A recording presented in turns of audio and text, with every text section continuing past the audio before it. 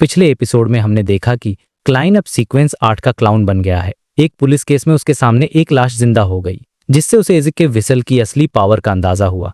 इसके बाद उसे एक बड़ा क्लू मिलता है कि कॉनमैन लेनवुस का कनेक्शन साइकोलॉजी अल्केमिस्ट से है। इस बीच बैकलैंड में कीलांगोस ने ऑड्रे के इन्फॉर्मेट्स जियो और फॉर्स को ढूंढ निकाला और उन पर हमला कर दिया, जिससे वो लोग बाल बाल बचे।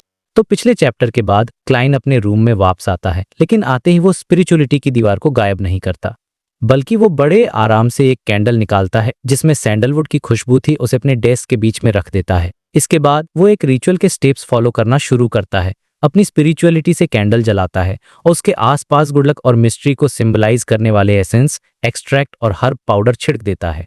वो देखता है कि फ्लेम कभी हल्की तो कभी तेज हो रही है और हवा में एक शांति वाली खुशबू फैल जाती है। क्लाइन 2 कदम पीछे हटता है और टेबल पर रखी कैंडल को देखता है। फिर वो जायंट्स की लैंग्वेज में जोर से चिल्लाता है। मैं एक पॉज के बाद वो हर्मिस लैंग्वेज में सिच करके बोलता है, मैं अपने नाम से समन करता हूँ द फूल जो इस युग का नहीं है, ग्रे फॉग के ऊपर का मिस्टीरियस रूलर, येलो और ब्लैक का किंग जो गुड लक कंट्रोल करता है। जैसे ही वो ये बोलता है, वो झिलमिलाती हुई आग उस खुशबू के साथ मिलकर एक अजीब सा वोर्टेक्स बना लेती है। यह वोर्टेक्स पागलों की तरह उसकी स्पिरिचुअलिटी को खींचने लगता है। जब क्लाइन अपने मंत्र पूरे कर लेता है तो वो वोर्टेक्स स्टेबल होकर एक हथेली के साइज का ग्रेश व्हाइट फॉग का सर्कल बन जाता है। इस फॉग को आराम से देखने के बाद क्लाइन बिना सोचे समझे 4 कदम काउंटर क्लॉकवाइज चलता है। ऐसा करते ही वो अचानक उस ग्रे फॉग के ऊपर वाली दुनिया में वापस पहुंच जाता है और जैसा उसने सोचा था, उसकी ऊंची पीठ वाली चेयर से रोशनी की लहरें निकल रही थीं। यह उसकी चेयर पर बने अजीब सिंबल, बिना आंखों वाली आंख और टेढ़ मेढ़ी लकीरें के मिस्टीरियस ऑरा को और भी बढ़ा रही थी। वो एक गहरी सांस लेता है, कॉजिटेशन का यूज करके अपनी आत्मा को शांत करता है और फिर अपने टारगेट की तरफ हाथ बढ़ाता है। उसी पल उसे अपने ही बोले हुए मंत्र सुनाई देते हैं। वो देखता है कि उसकी स्पिरिचुअलिटी और वो रोशनी की लहरें मिलकर एक अजीब सा दरवाजा बना रही हैं। पिछली बार के कंपैरिजन में यह दरवाजा पूरी तरह से बन चुका था और उस पर ढेर सारे मिस्टीरियस पैटर्न्स बने हुए थे। यह पैटर्न्स बिल्कुल वैसे ही थे जैसे द फूल की चेयर के पीछे बने थे, वही प्यूपिलेस आई और कंटोटेड लाइंस वाला सिंबल।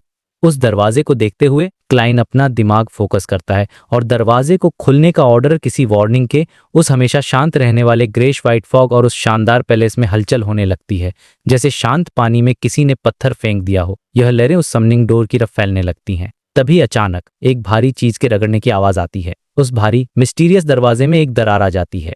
उस दरवाजे के पार हल्का सा एक बहुत ही अंधेरा संसार दिख रहा था, जिसमें अनगिनत अजीब ट्रांसपेरेंट फिगर्स थे, साथ ही अलग रंगों की लकीरें भी थीं, ऐसी चमक जिसमें जैसे अनंत ज्ञान छुपा हो। उसी मोमेंट क्लाइन को दरवाजे के पार से एक ऐसी अनोखी और पावरफुल खींचने वाली शक्ति महसूस हुई जिसे वो रोक नहीं सकता था। वो उसकी तरफ खिंचता चला जाता है। उसने घबराकर मन में सोचा, डैम, क्या यह मुझे कोई चॉइस ही नहीं दे रहा। जैसे ही उसके दिमाग में यह खतरनाक ख्याल आता है, उसका शरीर उस दरार से गुजरकर उस अंधेरे में गायब हो जाता है। चक्कर लाने वाली पागलों जैसी दहाड़े धीरे धीरे शांत हो जाती हैं। क्लाइन को आखिरकार होश आता है। वो अपने सामने एक नौजवान को देखता है। उस आदमी ने एक पुरानी शर्ट पहनी हुई थी। उसके काले बाल, भूरी आंखें और आम से फेशियल फीचर्स थे। उसकी बॉडी भी एवरेज थी, थोड़ा पतला सा, लेकिन उसके फ्रेम में काफी ताकत छिपी हुई लग रही थी और उसमें एक स्कॉलर जैसा बिहेवियर साफ दिख रहा था। उसने हैरानी से सोचा, क्लाइन तो मैं ही हूं। ऐसे सीन्स नए नहीं थे। जब भी वो आईने में देखता था, उसे कुछ ऐसा ही दिखता था।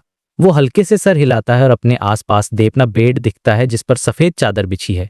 उसे अपने क्लोथ्स रैक पर अपना हाफ टॉप हैट, टक्सीडो और ब्लैक ट्रेंच कोट टंगा हुआ दिखता है। एक बुक शेल्फ थी जिस पर काफी सारी किताबें रखी थीं। साथ ही उसकी साफ सुथरी टेबल जिस पर सिर्फ एक कैंडल थी और उस कैंडल की फ्लेम से ग्रेश व्हाइट रोशनी निकल रही थी। और अब वो उस हथेली के साइज के ग्रेश व्हाइट फॉग के सर्कल के सामने हवा में तैर रहा था। मन में सोचते हुए उसने कहा, तो क्या मैंने सच में खुद को ही समन कर लिया है? यह थोड़ा थोड़ा आउट ऑफ बॉडी एक्सपीरियंस जैसा फील हो रहा है, लेकिन कुछ अलग भी है। क्लाइन अपने फिजिकल बॉडी को देखता है, अपनी खाली सुनसान आंखों को देखता है और गहरी सोच में कि वो आखिरकार एक चीज कंफर्म कर सकता था। सिर्फ उसकी स्पिरिचुअल सोल, जिसे मिस्टिसिज्म में सोल बॉडी भी कहते हैं, फॉग वाली दुनिया में गई थी और जो बाहर से दिख रहा था वो था एस्ट्रल प्रोजेक्शन।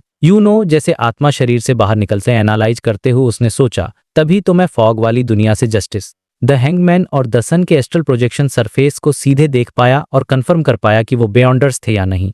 मैं उनके सीक्वेंस नंबर्स का भी अंदाजा लगा पाया था। मेरी फिजिकल बॉडी शायद किसी तरह के प्रोटेक्शन में है, शायद उस रिचुअल की पावर से, जिसकी वजह से मैं इतना स्टेबल खड़ा हूं और अपना बैलेंस नहीं खो रहा। मिस जस्टिस और बाकियों के साथ भी यही हुआ होगा। क्लाइन धीरे धीरे इस सिचुएशन का आदी हो जाता है और अपनी फिजिकल बॉडी और सोल दोनों की कंडीशंस को वो अपनी नजर लाइज करने लगता है, अपनी सोल को, जो अब उस मिस्टीरियस स्पेस की पावर के साथ मिल चुकी थी, मूव करने की कोशिश करता है। वोश एक ठंडी हवा चलने लगती है जो कमरे में गोल गोल घूमती है। क्लाइन उड़ने के इस एहसास को एंजॉय करता है और खुशी से कमरे में चक्कर लगाने लगता है। उत्साहित होकर उसने सोचा, अब तो मैं इस शहर में एक मैसेंजर का रोल भी निभा सकता हूँ। पता नहीं मैं फिजिकल चीजें उठा सकता हूँ या नहीं। वो खुद को शांत करता और रुक जाता है। वो हवा में तैरते हुए अपनी दूसरी एबिलिटीज को एक्सपेरिमेंट करना शुरू करता है। वो अपनी बुकशेल्फ से एक नोटबुक उठाने की कोशिश करता है, लेकिन उसका हाथ उसके आर पार निकल जाता है। गौर से देखते हुए उसने सोचा, थोड़ा स्टिकी सा फील हो रहा है, हवा से गुजरने जैसा नहीं है।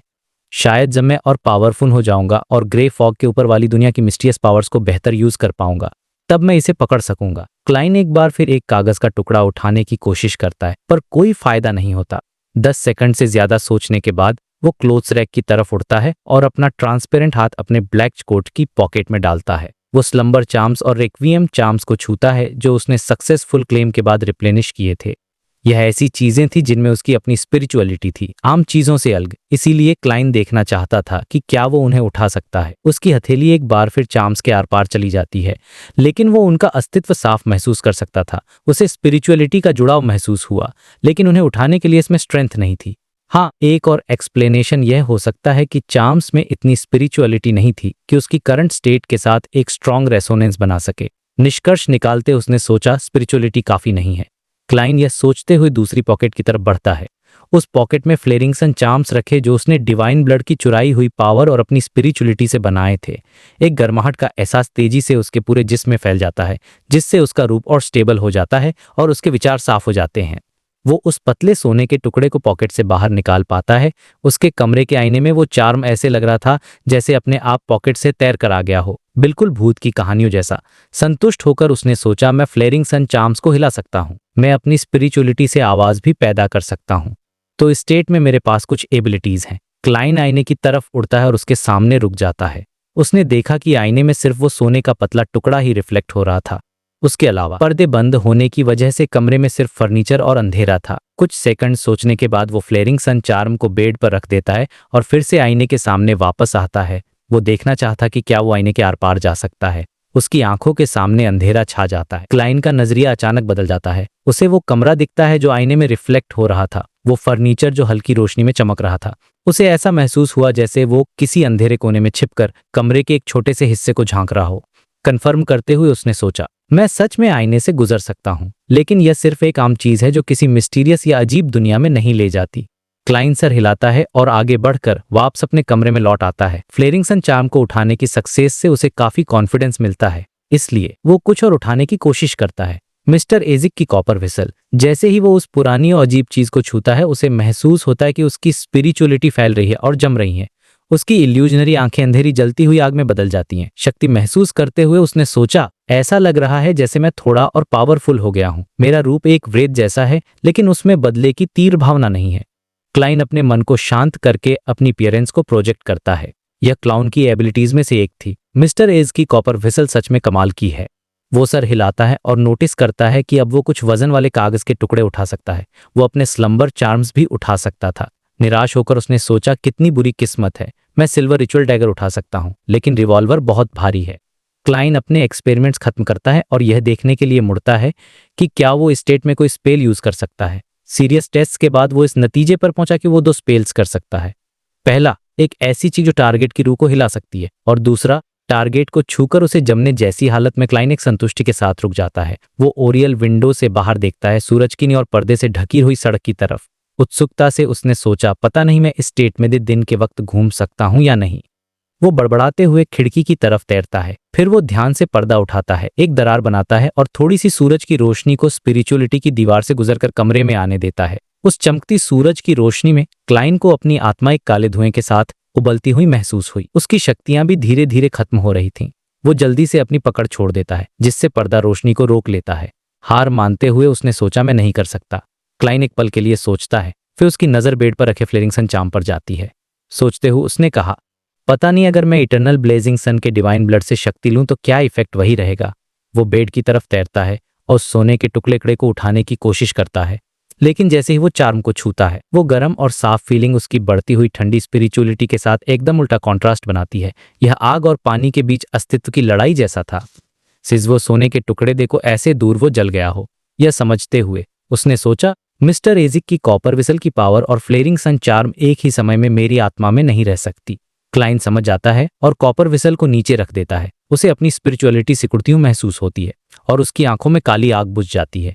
फिर से एनालाइज करते हुए उसने सोचा, इस स्टेट में मैं जो दोनों स्पेल्स यूज कर सकता हूं वो कमजोर हो गए हैं। एक और राउंड के एक्सपेरिमेंटेशन के बाद क्लाइन फ्लेरिंगसन चार्म को उठाता है और उसे फिर से वो स्टेबल करने वाली और गर्म प्यूरिफाइंग इफेक्ट महसूस होता है जो चार्म उसके स्पिरिट बॉडी पर डाल रहा था। वो खिड़की पर वापस जाता है और सावधानी से पर्दे से गुजरता है। सूरज की रोशनी उसके जिस्म पर सिर्फ गर्म महसूस हो रही थी, लेकिन उसे कोई नुकसान नहीं पहुंचा रही थी। एक मिलीजुली मुस्कान के साथ उसने सोचा, नॉट बैड। क्लाइन स्पिरिचुअलिटी की दीवार को पार करता है और सावधानी से घर से बाहर उड़ जाता है और एक्सपेरिमेंट्स करने के इरादे से। टिंगेन शहर का मौसम सितंबर की शुरुआत में रिफ्रेशिंग ठंडक से बदल के ठंड में बदल गया था। हालांकि दोपहर के 3 या 4 बजे सूरज की रोशनी अब भी और आरामदायक थी। क्लाइन स्पिरिचुअलिटी की दीवार और ओरियल विंडो से गुजरता है। वो अपने बेडरूम के बाहर हवा में तैर रहा था और डैफोडिल स्ट्रीट पर आते जाते लोगों और गाड़ियों को देख रहा था।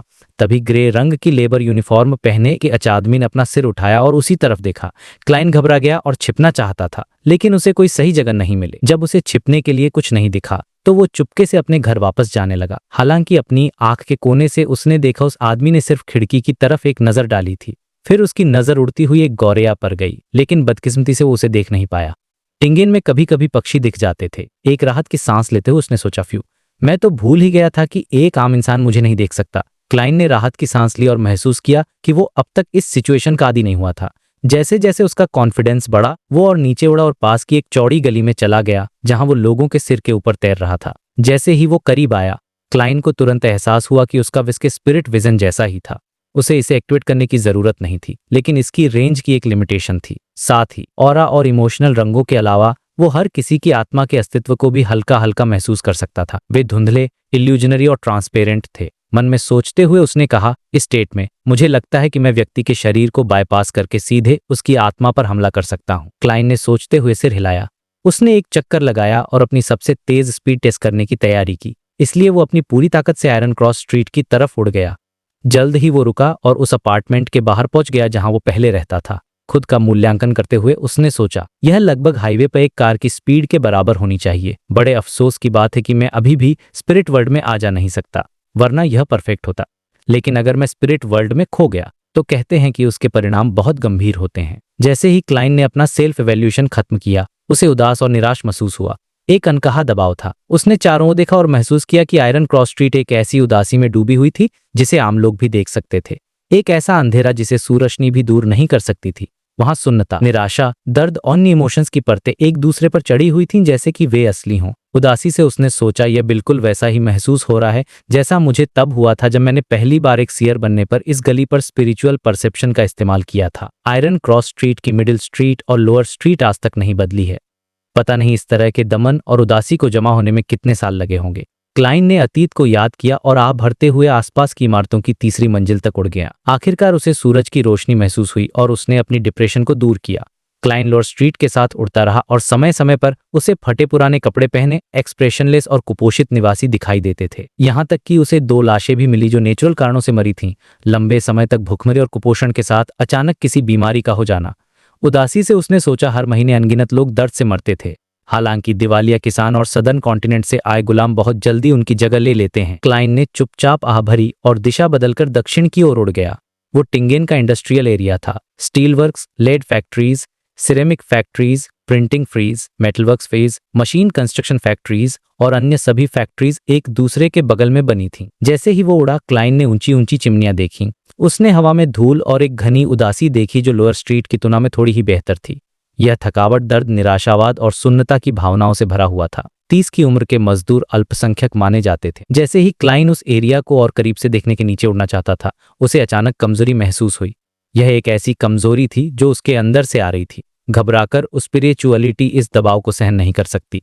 क्लाइन घर लौटने की जल्दी में था, लेकिन अचानक उसे एक बेहतर संभावना का ख्याल आया। मन में सोचते हुए उसने कहा, मुझे समन किया गया था। अगर मैं समन खत्म कर दूं तो मैं स्वाभाविक रूप से वापस आ जाऊंगा। वो शांत हुआ और ध्यान से आसपास के माहौल और अपनी स्थिति को महसूस किया। हैरानी की बात नहीं, उसने कुछ ऐसा खोजा जो उससे असीम रूप से दूर लेकिन असीम रूप से करीब से जुड़ा हुआ था। इसने उसके साथ एक जटिल बंधन बना लिया था। इस कनेक्शन के माध्यम से क्लाइन ने फ्लेयरिंग सन चार्म को कसकर पकड़ लिया और सम को समाप्त करने की तीव्र इच्छा शक्ति का प्रयोग किया। एक विशाल और भयानक सक्शन फोर्स ने उसे अभिभूत कर दिया, क्योंकि उसका फिगर्स पैरेंट से लगभग इनविजिबल हो गए और एक पल में वह असली दुनिया से गायब हो गया। बेअंत ग्रे फॉग में हर तरफ खामोशी थी और इल्यूजनरी लाल रंग के तारे टिमटिमा रहे थे। क्लाइन एक विशालकाय के घर जैसे दिखने वाले ऊंचे मल में फिर से प्रकट हुआ, जहां वो पुराने कांस की मेज पर सम्मान की सीट पर बैठा था। खुशी भरी हैरानी से उसने सोचा, पूरी प्रक्रिया अच्छी तरह से चली। इसके अलावा क्लाइन ने सुखद आश्चर्य में अपनी स्पिरिट बॉडी को देखा और पाया कि उसमें एक गर्म और शुद्ध सोने का हिस्सा था, फ्लेयरिंग सन चार्म। मुस्कुराते हुए उसने सोचा, मैंने वास्तव में ग्रे फॉग के ऊपर की दुनिया में एक असली चीज ला दी। उसने मुस्कान के साथ चार्म को पकड़ा और यह सुनिश्चित करने के लिए उसके साथ खेला कि एक इल्यूजनरी आइटम नहीं था। क्लाइन खड़ा हुआ और आगे पीछे टहलने लगा, पूरी तरह से संतुष्ट महसूस कर रहा था। उसने मन ही मन उम्मीद से सोचा, जैसा कि उर्वा था, इस रहस्यमयी जगह पर सामग्री और आइटम लाए जा सकते हैं, मुझे बस सही तरीका खोजने की जरूरत है। हालांकि यह तरीका काफी कॉम्प्लिकेटेड है, मंजिल तक पहुंचने से पहले मुझे काफी कुछ करना होगा। इसके अलावा अगर मुझे मेंबर्स समय समन करते रहे तो इससे द फूल की इमेज खराब हो जाएगी। मैं ऐसा केवल कभी कभी ही कर सकता हूँ, या जब मैं इसे और अच्छे से समझ लूंगा। मैं एक ऐसा मंत्र डिजाइन कर सकता हूँ जो फूल के ब्लेस्ट को समन करे, लेकिन यह भी मेरी ही तरफ डायरेक्ट होगा। यह सोचते हुए उसने कहा, मैं कोई पैदाइशी मजदूर नहीं हूँ, मंत्र मेरी ओर ही क्यों इशारा करना चाहिए। जब समय आएगा तो मैं एक मैसेंजर या एक और यूनिक ब्लेस्ट जैसा कुछ बना सकता हूं और उसे मटेरियल भेजने और कलेक्ट करने का काम सौंप सकता हूं। क्लाइन के मन में एक के बाद एक आइडियाज आ रहे थे, लेकिन अपनी क्षमताओं और ज्ञान की सीमाओं के कारण वो अभी उन्हें अमल में नहीं ला सकता था। जैसे जैसे वो और कमजोर होता गया, क्लाइन ने और देर तक रुकने की हिम्मत नहीं की। उसने अपनी स्पिरिचुअलिटी का इस्तेमाल खुद को घेरने और नीचे उतरी भावना को सिमुलेट करने के लिए किया। पलक झपकते ही वह अपने बेडरूम में लौट आया। उसने देखा कि उसके पर्दों के गैप से शानदार सूरज की रोशनी अंदर आ रही है। उसने अपने शरीर की जांच की और यह सुनिश्चित किया कि फ्लेयरिंग सन चार्म वापस नहीं लाया गया था, बल्कि ग्रे फॉग के निराश होकर उसने सोचा, जब मैं पर्याप्त आराम कर लूंगा तो मैं फ्लेयरिंग सन चार्म को हकीकत में वापस लाने के लिए सुबह एक समय समनिंग रिचुअल दोहराऊंगा। यह बहुत अच्छा होता अगर मैं इस स्थिति को थोड़ी और देर तक बनाए रख पाता। इस तरह मैं लाल चिमनी वाले घरों की जांच कर पाता। यह बहुत अफसोस की बात है कि मैं अभी ऐसा नहीं कर सकता। मैं कुछ घरों की जांच करने के लिए बस इतनी देर तक उड़ सकता था कि मुझे ग्रे फॉग के ऊपर वापस जाकर आधे दिन तक आराम करना पड़ता। एफिशिएंसी उतनी ही कम होती। क्लाइन अपनी मेज के सामने चला गया और चुपचाप जलती हुई मोमबत्ती बुझा दी। अपना सामान पैक करने के बाद उसने तुरंत स्पिरिचुअलिटी की दीवार नहीं हटाई। इसके बजाय वह बैठ गया और एक पेन और कागज निकालकर एक पत्र लिखने लगा। मिस्टर एजिक को एक पत्र।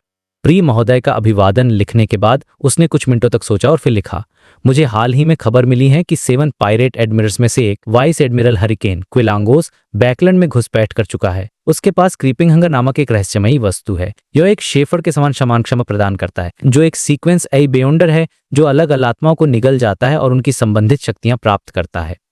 ऐसा कहा जाता है कि ग्रेजिंग के लिए आत्माओं की संख्या की एक सीमा है, लेकिन आत्माओं को बदला जा सकता है। क्विलांगोस के पास कई बेयोंडर शक्तियां लगती हैं और मुझे यकीन नहीं कि वह बैकलैंड में क्या करने की कोशिश कर रहा है। मुझे जो खबर मिली है उससे पता चलता है कि वह शायद एक बहुत ही महत्वपूर्ण, बहुत ही रहस्यमयी वस्तु के पीछे है, जो क्विलांगोस को एक हाई सीक्वेंस बेयोंडर या एक हाई सीक्वेंस बेयोंडर जितना शक्तिशाली बना सकती है। क्लाइन ने क्विलांगोस की स्थिति का सामान्य रूप से वर्णन करने के लिए अपने सूचना के स्रोत को मनगढ़ंत बनाया, लेकिन ऐसा नहीं था कि मिस्टर एजिक इसकी पुष्टि के लिए किसी नाइट हॉक कैप्टन से पूछेंगे। क्लाइन ने सीधे तौर पर सहायता का अनुरोध नहीं किया, बल्कि ऐसा दिखाया जैसे उसने एजिक को सावधान रहने के लिए प्रोत्साहित करने के लिए लापरवाही से विषय उठाया हो। योजना बनाते हुए उसने सोचा, भले ही मिस्टर एजिक मदद करने को तैयार हो या ना हो, पहले नींव रखने में कोई हर्ज नहीं है। अगर क्लाइन को आखिरकार मदद मांगनी पड़ी तो यह अचानक से नहीं लगेगा। क्लाइन ने धीरे धीरे सांस छोड़ी और पत्र की मुख्य सामग्री लिखना शुरू कर दिया। जो कुछ भी हुआ है उसके पीछे का मास्टरमाइंड ने कोई और कार्रवाई नहीं की है और मुझे अभी तक कोई संबंधित सुराग नहीं मिला है। मैं आपसे इतनी अचानक संपर्क करने का कारण मुख्य रूप से बलिदानी अनुष्ठानों के बारे में आपका मार्गदर्शन मांगना है। मुझे हाल ही में एक मिशन के दौरान ऐसा ही कुछ मिला। मन में सोचते हुए उसने कहा, द सन के डिक्रिप्शन और इंटरमिस्टरीज के जवाब की तुलना करके मुझे उसके बाद एक बलिदानी अनुष्ठान की कोशिश करनी चाहिए। अनुष्ठान को उलटकर मुझे आइटम प्रदान करने में सक्षम होना चाहिए। यह सामग्री और वस्तुओं के आदान प्रदान के लिए खुद को बुलाने के अधिक अनुष्ठान होगा। हाँ, उम्मीद है कि मिस्टर एजिक को इस बारे में ज्ञान याद होगा। क्लाइन ने थोड़ा सिर हिलाया। उसने अपना नाम लिखे बिना अपना पेन नीचे रख दिया। उसने सोचा, केवल एक तांबे की सीटी है, इसलिए मुझे यकीन है कि मिस्टर एजिक भेजने वाले के साथ गलती नहीं करेंगे। इसलिए सावधान रहने के लिए क्लाइन ने अपना नाम नहीं छोड़ा। पत्र को मोड़ने के बाद उसने अपनी 3 मीटर ऊंची छत को देखा। उसने थोड़ी हिचकिचाहट के साथ बिस्तर से तांबे की सीटी उठाई। मन ही मन उसने जोर देकर कहा, पर इसे बैठकर पत्र लाने दो। क्लाइन ने जोसेंदर की ओर जोर दिया, फिर अपना दाहिना हाथ उठाया और तांबे की सीटी अपने होठों पर रखी। उसने अपने गाल फुलाए और जोर से फूंक मारी। सीटी ने कोई आवाज नहीं पैदा की, लेकिन क्लाइन की तेज इंद्रियों ने महसूस किया कि आसपास का माहौल तुरंत ठंडा हो गया था। उसने अपना स्पिरिट विजन एक्टिवेट किया और देखा कि उसकी स्टडी डेस्क से धुंधली लेकिन चमकती सफेद हड्डियां एक फव्वारे की तरह निकल रही थीं और ऊंचाई में बढ़ रही थीं।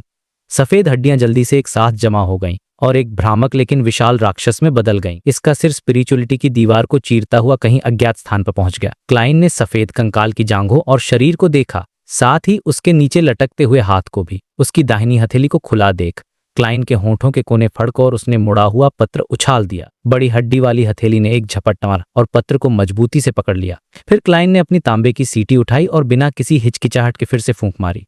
राक्षस एक पल में ढह गया, हड्डियों में बदल गया जो उसकी मेज पर गिरईं और फिर उसमें डूबकर गायब हो गईं। यह सब करने के बाद क्लाइन ने स्पिरिचुअलिटी की दीवार हटा दी। अचानक उठी हवा में वह लड़खड़ाते हुए कपड़े रैक की ओर बढ़ा और तांबे की सीटी को उसकी असली जगह पर वापस रख दिया। फिर वह जल्दी से अपने बिस्तर पर गया और अपना सिर उसमें घुसेड़ दिया। जिस क्षण उसका शरीर नरम गद्दे को छुआ, वह गहरी नींद में सो गया। डिनर के बाद क्लाइन थोड़ी देर बातें करने के बाद सोफे पर लेट गया। उसने हाल ही में आई अव्वा इवनिंग न्यूज उठाई और आराम से पढ़ने लगा। बेंसन अपनी बहन के सामने कड़वे एक्सप्रेशन के साथ बैठा था। उसके सामने डाइनिंग टेबल थी जिसे बेला ने साफ कर दिया था। उस पर ग्रामर की किताबें, क्लासिक लिटरेचर, अकाउंटेंसी के नोट्स और दूसरा स्टी मटेरियल रखा था। मेलिसा के सामने उसके नोट्स और स्टेशनरी थी, जिसमें पेन, पेपर, रूलर और भी बहुत कुछ शामिल था। ऐसा लग रहा है जैसे मैं से 10 साल पीछे चला गया हूं। तब मैं चर्च के संडे स्कूल में स्टूडेंट था। बेंसन ने शिकायत की, लेकिन वो सिर झुकाए पढ़ता रहा। हंसते हुए सोचा, यह उतना भी बुरा नहीं है। यह सीन मुझे एक पेरेंट होने की अचीवमेंट का एहसास करा रहा है। क्लाइन मुस्कुराया और बोला, ज्ञान किसी की किस्मत बदल सकता है और मेहनत से महिमा मिलती है। मन में सोचते हुए उसने कहा, मैंने इस कहावत का दूसरा हिस्सा खुद बनाया है। पता नहीं रोसेल ने यह पहले कहा है नहीं। उसने मन ही मन मजाक उड़ाया। कमरा जल्दी ही शांत हो गया, सिवाय पन्नों पर पेन के घिसने या किताबों के पलटने की आवाज के। बेला बर्तन धोकर और किचन साफ करके फर्स्ट फ्लोर पर अपने कमरे में चली गई थी, एक छोटा कमरा जो पहले गेस्ट रूम हुआ करता था। क्लाइन अपनी सिबे ब्लैक टी पीते हुए अखबार पढ़ रहा था और कभी कभी अपने भाई बहन से छोटी मोटी बातें कर लेता था। यह बहुत रिलैक्सिंग था। अचानक लिविंग रूम और डाइनिंग रूम में गैस लैंप एक ही समय पर बुझ गए, जैसे कि उनका फ्यूल खत्म हो गया हो। बेंसन और मेलिसा ने लैंप की तरफ देखा ताकि कारण का पता लगा सकें। क्लाइन ने भी लैंप की तरफ देखा। इसी पल उसे महसूस ही ने उसके हाथ को छुआ है। वो लिविंग रूम में अकेला जिंदा इंसान था, लेकिन किसी ने उसके हाथ को छुआ था। उसके रोंगटे खड़े हो गए। क्लाइन ने अपना हाथ पीछे खींचा और मुड़कर देखा। उसने देखा कि एक जीभ की नोक पर 5 पतली पीली उंगलियां उग रही थीं। उनके नीचे तेज दांतों की एक अनियमित कतार थी। क्लाइन ने अपनी जेबों की तरफ हाथ बढ़ाया। उनके अंदर रेक्वियम चार्म्स और स्लम्बर चार्म्स थे, लेकिन उसकी नजर उंगलियों की पकड़ में एक करीने से मुड़े कागज के टुकड़े पर पड़ी। एक लेटर, एक मैसेंजर। क्लाइन ने राहत की सांस ली। उस पल 5 पीली उंगलियों ने फिर से उसके हाथ को छुआ। क्लाइन ने देखा कि मेलिसा उठकर गैस लैंप चेक करने वाली है। उसने न बायां हाथ आगे बढ़ाया और लेटर पकड़ लिया, फिर जल्दी से अपना हाथ पीछे खींचकर लेटर को टेबल पड़े अखबारों के ढेर के नीचे छिपा दिया। फिर उसने देखा कि उंगलियां, जीभ और तेज दांतों की अनियमित कतार फीकी पड़कर उसकी आंखों के कोने से गायब हो गई। एक विचार के साथ क्लाइन ने अपने बाएं दाढ़ पर टैप किया और चुपचाप अपना स्पिरिट विजन एक्टिवेट कर लिया। उसने एक बार 5 असामान्य रूप से पतली उंगलियों को देखा। उसने तेज सफेद दांतों से सजी लंबी लाल जीभ देखी। उसने उन्हें जमीन पर मौजूद पारदर्शी चेहरे में वापस सिकुड़ते हुए देखा। एक सेकंड बाद चेहरा पूरी तरह से गायब हो गया। लिविंग रूम और डाइनिंग रूम की लाइटें वापस नॉर्मल हो गईं। अजीब है, मेलिसा ने मुंह बनाते हुए कहा। सीरियस चेक करने के बाद भी उसे लैंप में कोई खराबी नहीं मिली। चिढ़कर उसने सोचा, हमारे घर में ऐसी चीज के लिए लेडी क्यों जिम्मेदार है, जबकि मर्द बगल में बैठकर देखते रहते हैं। क्लाइन ने सिर हिलाया और अपना स्पिरिट विजन डीएक्टिवेट कर दिया। जब स्पिरिट्स दिखना चाहती थी और उनमें संबंधित क्षमताएं होती थीं, तो एक आम इंसान भी उन्हें देख सकता था। अभी जो हुआ वह एक उदाहरण था। गैस लैंप की समस्या पर चर्चा करने के बाद मोरेटी भाई बहन एक बार फिर शांत हो गए। बेंसन और मेलिसा एक बार फिर ज्ञान के सागर में डूब गए। क्लाइन ने अखबार को कवर के रूप में इस्तेमाल किया और एक हाथ से पत्र खोला। उसने कागज को अखबारों के बीच रखा और स्पिरिट गाइड डेली का जवाब पढ़ना शुरू कर दिया। मुझे फिर से जोर देना होगा, मुझे स्पिरिट मीडियम का टाइटल ज्यादा पसंद है। तुमने जो पूछा है उसके बारे में मैं तुम्हें एक पॉजिटिव जवाब देने जा रही हूँ। हाँ, मीडियमशिप रिचुअल्स जीवित प्राणियों पर भी इस्तेमाल किए जा सकते हैं, सिर्फ जीवित इंसानों पर ही नहीं। लेकिन यह मुश्किल है, इसमें कुछ हद तक खतरा भी है। मरे हुए लोगों द्वारा छोड़ी गई आत्माएं शुद्ध होती हैं। उनमें कम अशुद्धियां या उलझे हुए विचार होते हैं। हम उनसे बात कर सकते हैं, उनसे सवाल पूछ सकते हैं और बिना किसी बाधा के जवाब पा सकते हैं। बेशक तुम उनसे सीधे इमेज प्राप्त करने के ड्रीम डिवाइनेशन का तरीका इस्तेमाल कर सकते हो, लेकिन यह जीवित इंसानों के साथ दोहराया नहीं जा सकता। सब्जेक्ट की अभी भी इच्छा शक्ति होती है और वह आत्माओं के बीच असुरक्षित कम्युनिकेशन का विरोध करेगा। पत्र पढ़कर क्लाइन के होंठ फड़क उठे। उसने कन्फर्म कर लिया कि यह पर खुद डेली नहीं लिखा था। अंदर ही अंदर हंसते हुए उसने सोचा, अनप्रोटेक्टेड कम्युनिकेशन, यह सच में उसके बात करने का तरीका है। क्लाइन अपने भाई बहन पर एक नजर डालने के बाद पत्र पर वापस आ गया। ऐसी स्थिति में हमारे पास केवल दो तरीके हैं। पहला, हम दूसरे व्यक्ति की इच्छा शक्ति पर विजय पाने के लिए अपनी शक्तिशाली स्पिरिचुअलिटी और परिष्कृत मीडियमशिप रिचुअल्स का उपयोग कर सकते हैं और एक बर्बर कम्युनिकेशन का तरीका अपना सकते हैं। दूसरा, हम दूसरे पक्ष को रिलैक्स करने के लिए दवा का उपयोग कर सकते हैं। मैं सबसे ज्यादा अमांथा एसेंस और आई ऑफ द स्पिरिट मेडिकेशन का इस्तेमाल करती हूँ। मुझे यकीन है कि तुम्हें अब भी उनका गहरा इंप्रेशन याद होगा। आत्मा को चैनल करने की इस तक पहुंचने के बाद तुम्हें यह ध्यान रखना होगा कि तुम भी एक स्पिरिचुअल स्टेट में हो, जो मरे हुए लोगों की आत्माओं से बात करने जैसा नहीं है। सरल शब्दों में, तुम्हारी स्पिरिचुअलिटी दूसरे पक्ष की स्पिरिचुअलिटी की दुनिया में प्रवेश कर रही है। ध्यान दें, एक प्रोफेशनल स्पिरिट मीडियम के पास ऐसी स्थिति में अपनी रक्षा करने के साधनों की कमी नहीं होगी, लेकिन तुम ऐसा नहीं कर सकते। अगर मैं तुम्हें समझा भी दूं तो भी तुम मेरे द्वारा बताए गए टेक्निक्स को सीख या इस्तेमाल नहीं कर पाओगे। तो तुम्हें एक निश्चित स्तर की स्पष्टता और तर्कसंगत सोच बनाए रखनी होगी। केवल इसी तरीके से तुम दूसरे पक्ष के रैंडम और उलझे हुए विचारों की धाराओं से लड़ सकते हो, इससे पहले कि तुम उसकी आत्मा के सामने पहुंचो और कम्युनिकेशन स्थापित करो। इस पॉइंट पर तुम हार्ट एंड माइंड बॉडी के लेवल पर कम्युनिकेट कर रहे होगे।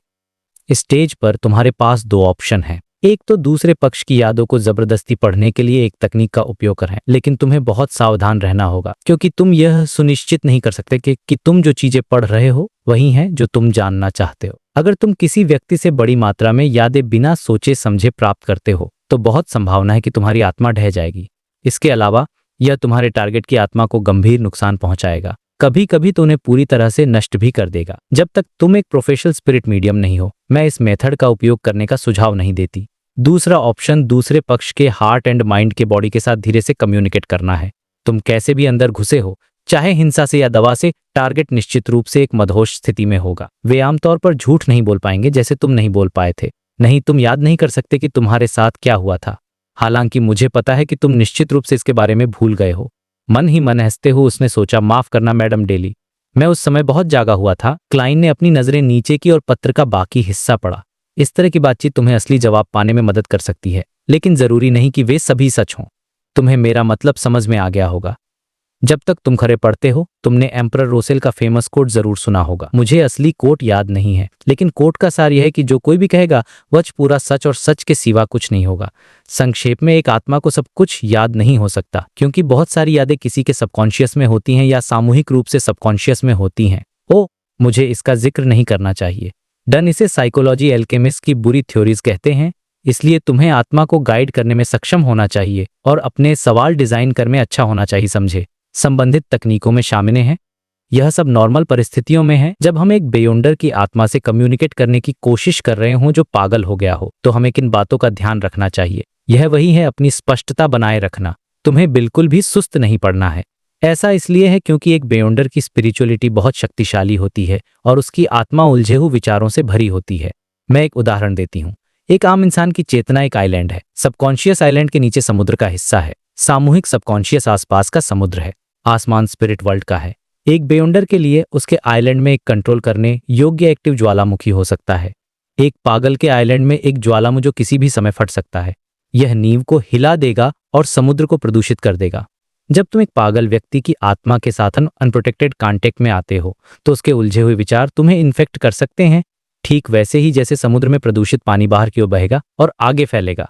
हाँ, ऐसी परिस्थितियों में उसकी आत्मा को चैनल करना अपनी समुद्र को उसके साथ जोड़ने जैसा है। इस प्रकार तुम्हें इस प्रदूषण पर पूरा ध्यान देना होगा। कुछ उदाहरण है जब एक स्पिरिट मीडियम इसी तरह की चीजें करते समय लापरवाह होता है और किसी भी सुरक्षा का उपयोग नहीं करता है। उसके बाद वे टारगेट के समान मानसिक समस्याएं विकसित कर सकते हैं। नॉर्मल परिस्थितियों में मानसिक बीमारियां संक्रामक नहीं होती हैं, लेकिन मिस्टिसिज्म के डोमेन में, आत्माओं को चैनल करने की दुनिया में, वे वास्तव में संक्रामक हो सकती हैं। अपनी स्पष्टता बनाए रखना और टारगेट के उलझे हुए विचारों से प्रभावित न होना ऐसी चीजें हैं जिन पर तुम्हें ध्यान देना चाहिए। इनके बाद गाइडेड सवाल आते हैं, जिनका उपयोग एक पागल व्यक्ति के साथ प्रभावी ढंग से कम्युनिकेट करने के किया जा सकता है। अगर तुम इसे आजमाना चाहते हो तो मैं ऐसा करने से पहले एक सेरेनिटी एजेंट लगाने का सुझाव देती हूँ। संबंधित फॉर्मूला टिंगेन शहर के चाइनीज गेट के पीछे उपलब्ध है। वहाँ फॉर्मुलेटेड प्रोडक्ट भी है। यह प्रक्रिया के दौरान तुम्हें तर्कसंगत सोच बनाए रखने में प्रभावी रूप से मदद कर सकता है। बेशक तुम डन से बैकलैंड डायोसीस से मदद के लिए आवेदन करने के लिए भी कह सकते हो। मैं एक पागल सीक्वेंस साइट्रिस्ट की स्केलेटी स्थिति देखने के लिए बहुत इच्छुक हूँ। आत्मविश्वास से सोचते हुए उसने कहा, स्पष्टता और तर्कसंगत सोच, यह मेरी विशेषज्ञता है। जब मेरी आत्मा को चैनल किया जा रहा था तब भी मैंने स्पष्टता और तर्कसंगत सोच बनाए रखी थी। बेशक मैं ऐसा व्यक्ति नहीं हूं जो आत्मविश्वास को अपने सिर पर चढ़ने दूं।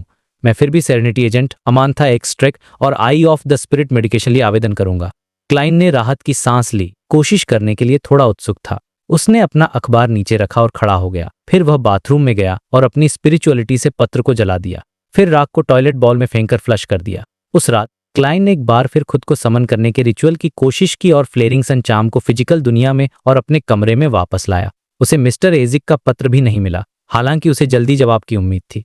मन में सोचते हुए उसने कहा, शायद उन्हें ज्ञान को याद करने के लिए कुछ समय चाहिए था, या शायद वे अभी जवाब देने के लिए फ्री नहीं हैं, या शायद उन्हें चिंता है कि वे मेरी नींद में खलल डालेंगे। क्लाइन ने अनुमान लगाते हुए स्पिरिचुअलिटी की दीवार को हटा दिया। वह बिस्तर की ओर बढ़ा।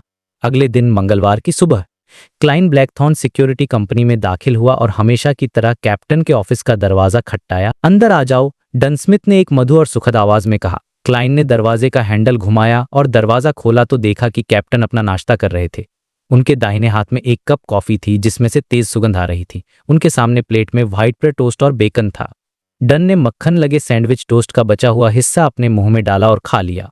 फिर उन्होंने चुपचाप अपनी मेज के सामने वाली कुर्सी की ओर इशारा किया। क्लाइन ने अपने कैप्टन को नाश्ता डिस्टर्ब नहीं किया। मुस्कुराते हुए वो बैठ गया और धैर्यपूर्वक इंतजार करने लगा। डन ने देखा कि वह जल्दी में नहीं है, इसलिए वह आराम से अपनी कुर्सी पर बैठ गया, अपनी कॉफी का एक घूंट लिया और मुंह में मौजूद खाना निगल गया। उसने एक नैपकिन लिया, अपने होठों के कोने पोंछे और कहा है। क्लाइन ने गंभीरता से सिर हिलाया और कहा, मैं डेक्स्टर गुडेरियन से मिला जो एसाइलम में डॉक्टर है और साइकोलॉजी अल्केमिस्ट का सदस्य भी है। बोलते समय उसकी नजर कैप्टन के सामने खुड़ी मैगजीन पर पड़ी। क्या उसने कोई खबर दी? डन ने हाथ बांधकर पूछा। क्लाइन ने बस इतना बताया। उसने मुझे बताया कि हुड यूजेन के पागल होने से पहले कोई उससे काफी बार मिलने आता था। उस व्यक्ति का नाम लेनेवस है। लेनेवस ने अपने कनपटी को मला। मैंने इसके बारे में पहले ही सुना है। वह धोखेबाज है जिसने कम से कम 10,000 पाउंड की ठगी के उसे याद दिलाया। डन ने अपने चेहरे पर गंभीर भाव के साथ थोड़ी देर सोचा। फिर उसने अपना सिर हिलाकर दिखाया कि उसे इसके बारे में कुछ याद नहीं है। चिढ़कर उसने सोचा, कैप्टन, आप पैसे के मामले में बिल्कुल भी सेंसिटिव नहीं हैं। क्लाइन मन ही मन मजाक उड़ाया और उसे लेनेवस से जुड़ी कहानी के मुख्य बिंदु बताकर पूरी बात समझाई। उस धोखेबाज ने झूठा दावा किया कि उसने लौह के समृद्ध भंडार वाली एक लोहे की खान का पता लगाया और उसे खरीद लिया है। उसने टिंगेन में निजी व्यक्तियों से धन जुटाया और 10,000 पाउंड से अधिक की ठगी की। डिविनेशन क्लब में मेरे एक जानने वाले को इससे नुकसान हुआ। इसके अलावा युवा महिला को उसके साथ सगाई के लिए धोखा दिया गया और अब वो उसके बच्चे की मां बनने वाली है। वह हुड यूजेन के पागल होने से पहले उससे कई बार मिलने गया था। डन ने सोचते हुए कहा, sequence beyond swindler, murder pathway.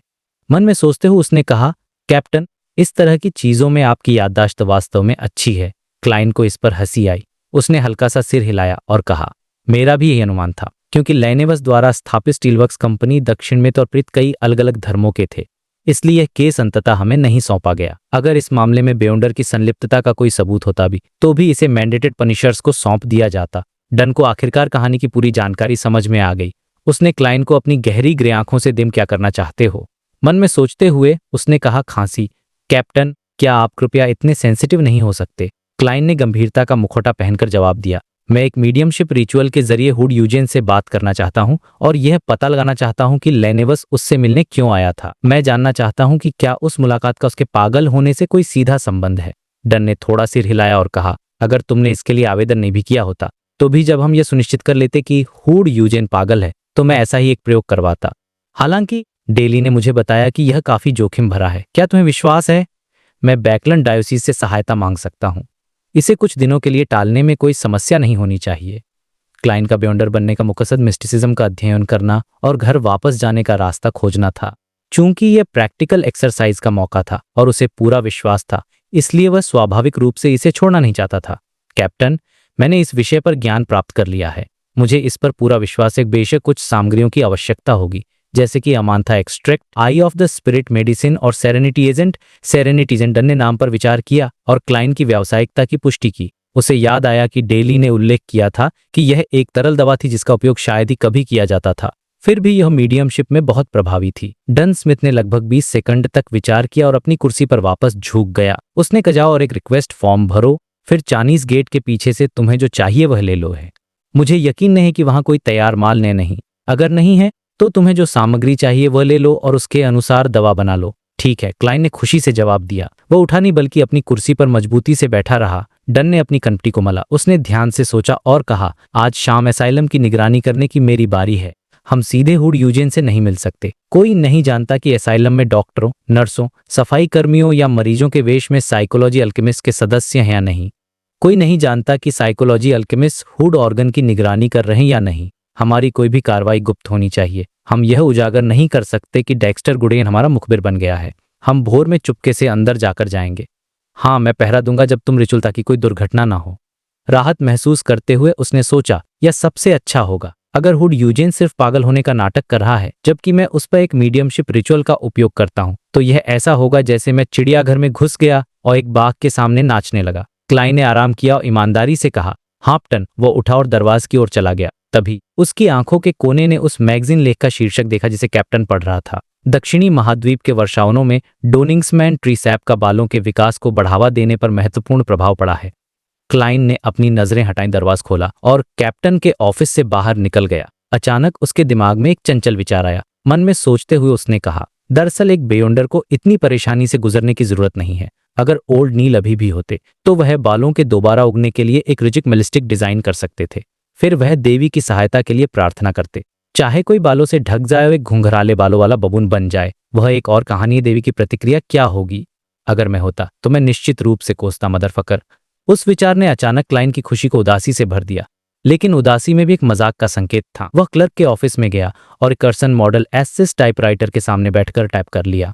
Done Smith द्वारा आवेदन पर मुहर लगाने और हस्ताक्षर करने के बाद वह उसे बेसमेंट में ले गया और गैस रोसेलैम्प सुरंग के साथ चाइनीज गेट की ओर चला गया। तभी क्लाइन को कुछ एहसास हुआ। यह पहली बार होगा कि वह रहस्यमयी गेट से आगे जा रहा था। पता नहीं यह। उसने उम्मीद के साथ अपनी गति बढ़ाई और काले गेट के दोहरे दरवाजों के सामने आ गया। उसने पहले अपना अनुरोध उस दिन ड्यूटी पर मौजूद सिकाट्रॉन को रजिस्ट्रेशन के लिए दिया। फिर क्लाइन ने वह दस्तावेज वापस लिया जिस पर अब उसके भी हस्ताक्षर थे। उसने चाइनीज गेट पर दस्तक दी और गूंज कितनी खाली और दूर थी यह महसूस किया। उसे कोई कदमों की आहट नहीं सुनाई दी, लेकिन आधे मिनट के भीतर 7 डार्क सेक्रेट एम्बलम वाला गेट चरमराते हुए खुल गया। चाइनीज गेट एक व्यक्ति के गुजरने के लिए खुल गया और फिर रुक गया। क्लाइन फिर गलियारे के दोनों ओर लगे गैस लैंप की मदद से अंदर चला गया। गेट के पीछे एक बुजुर्ग आदमी था जिसकी स्पष्ट झुर्रियां और पतले बाल थे। उसने एक क्लासिक काला बागा पहना हुआ था और एक खलिहान लालटेन पकड़े हुए था। धीमी मोमबत्ती की रोशनी कान से होकर आ रही थी, जिससे बुजुर्ग आदमी का भावहीन चेहरा रोशन हो रहा था, जो प्रकाश और अंधेरे का मिश्रण था। उसकी हल्की नीली आंखें ऐसी बर्फ की तरह जो 1000 साल से जमी हुई हो। डॉक्यूमेंट चूमेंट, उसने अपनी कर्कश आवाज में कहा। क्लाइन ने उस बुजुर्ग आदमी को पहले भी देखा था, क्योंकि हर दिन शाम को वो अपने साथियों के साथ चाइनीज गेट के पीछे से बाहर आता था। वे ड्यूटी रूम से गुजरते थे और सेंट सेलेना कैथेड्रल की ओर जाने वाले हॉलवे को लेते थे। वे नाइट हॉक्स थे जो बूढ़े हो चुके थे और स्वेच्छा से अंदर पहरा देने के लिए तैयार थे। क्लाइन की समझ के अनुसार 5 लोग पहरा दे रहे थे। यह मेरा आवेदन है। उसने अपने हाथों में मौजूद दस्तावेज को अपने सामने वाले बुजुर्ग आदमी को दे दिया। हल्की नीली आंखों वाले गार्ड ने खलिहान की लालटेन उठाई और अनुरोध को ध्यान से देखा। यह सुनिश्चित करने के बाद कि कोई गलती नहीं है, वह एक तरफ हट गया और क्लाइन को जाने दिया। क्लाइन धीरे धीरे चाइनीज गेट से गुजरा। उसने अभी तक ठीक से चारों ओर नहीं देखा कि उसे एक अवर्णनीय ठंडक महसूस हुई। यह सर्दियों की ठंड नहीं थी, बल्कि एक ऐसी ठंडक थी जो इंसान की स्पिरिचुअलिटी को कंपा देती थी। क्लाइन ने अपनी नजरें उठाईं और दूर देखा। उसने देखा कि दीवार पर एक के बाद एक कैंडस्टिक्स दिखाई दे रही हैं और उन पर नक्काशी वाली चांदी की मोमबत्तियां थीं। लपटें एक नीली चमक दे रही थीं, बिना किसी झिलमिलाहट के। क्रीक गार्ड ने चाइनीज गेट बंद कर दिया और चारों ओर बेहद शांति हो गई। क्लाइन के सामने एक चौड़ा रास्ता था जो प्राचीन पत्थर की पट्टियों से बना था। रास्ते के दोनों ओर पत्थर के दरवाजे थे जिन पर सामग्री, सूचना और इसी तरह के लेबल लगे थे। रास्ते के अंत में एक सीढ़ी थी जो नीचे की मंजिलों से जुड़ती थी। यह अंधेरे में फैली हुई थी, जैसे कि यह खाई से जुड़ी हो। मन में सोचते हुए उसने कहा, यह सील्ड आर्टिफैक्ट्स वाले अलग अलग सीलबंद स्थानों से जुड़ा होना चाहिए। मैंने सुना है कि कुछ मंजिलें हैं, पता नहीं किस मंजिल पर सेंट सेलेना की राख है। क्लाइन ने गेट के पीछे की रोशनी के साथ तालमेल बिठाया और अचानक महसूस की कोई निराकार चीज उसकी त्वचा से रगड़ रही है। वे पट्टियों में थीं और उनमें से हर एक ने उसे हड्डियों तक कंपा दिया। वह कांप गया और वह अपनी स्पिरिट विजन को सक्रिय करने से खुद को रोक नहीं सका। फिर उसने चाइनीज गेट पीछे के पूरे क्षेत्र को देखा। यह महीन काली रेखाओं से भरा था। वे हल्के से हिल रही थीं, कभी कभी एक साथ गुच्छे में, कभी कभी फैली हुई। वे बिना किसी गैप कसकर बुनी हुई थीं। मन में सोचते हुए उसने कहा है, यह चाइनीज गेट के पीछे की सीलिंग पावर है। क्लाइन ने अविवेकी रूप से सिर हिलाया। उसने अपने विचारों पर लगाम लगाई और गार्ड का पीछा किया। वे मेडिसिन रूम नामक एक भारी पत्थर के दरवाजे से गुजरे। बहुत जल्द उसने वर्णमाला के लेबल का पालन करके Amantha extract, eye of the spirit दवा और सेरेनिटी एजेंट को ढूंढ लिया। उसने पहले दो को देखा था, लेकिन यह पहली बार था जब वह बाद वाले को उठा रहा था। उसने देखा कि पारभासी कांच की बोतल में एक नीला तरल पदार्थ लहर रहा था। किसी कारण से तरल पदार्थ को देखने उसे ऐसा महसूस जैसे वह मां की गोद में आ गया हो। बोतल पर एक लेबल था। इसमें निर्माण की तारीख और समाप्ति की तारीख दिखाई गई थी, जो अभी भी कुछ समय दूर थी। राहत महसूस करते हुए उसने कहा, सौभाग्य से इसका अभी भी उपयोग किया जा सकता है। क्लाइन ने दवा की 3 छोटी बोतलें ली और गार्ड के साथ चाइनीज गेट पर वापस चला गया। उसने अपनी आत्मा के सबसे गहरे कोने तक पहुंचने वाली ठंडक की भावना और काली रेखाओं द्वारा बह जाने के खौफनाक अनुभव को झटक दिया। जब चाइनीज गेट बंद हो गया तो वह पीछे मुड़कर देखने से खुद को रोक नहीं सका। उसने खुद से बड़बड़ाया, वहां लंबे समय तक रहने से शरीर और आत्मा दोनों पर असर पड़ेगा, है ना? इसमें कोई आश्चर्य नहीं कि गार्ड को स्वेच्छा से काम करना पड़ता है। भोर के आसपास क्लाइन ने अपने बेडरूम को लॉक करने के लिए एक विशेष तकनीक का इस्तेमाल किया। उसने अपनी ओरियल विंडो खोली और नीचे कूद गया।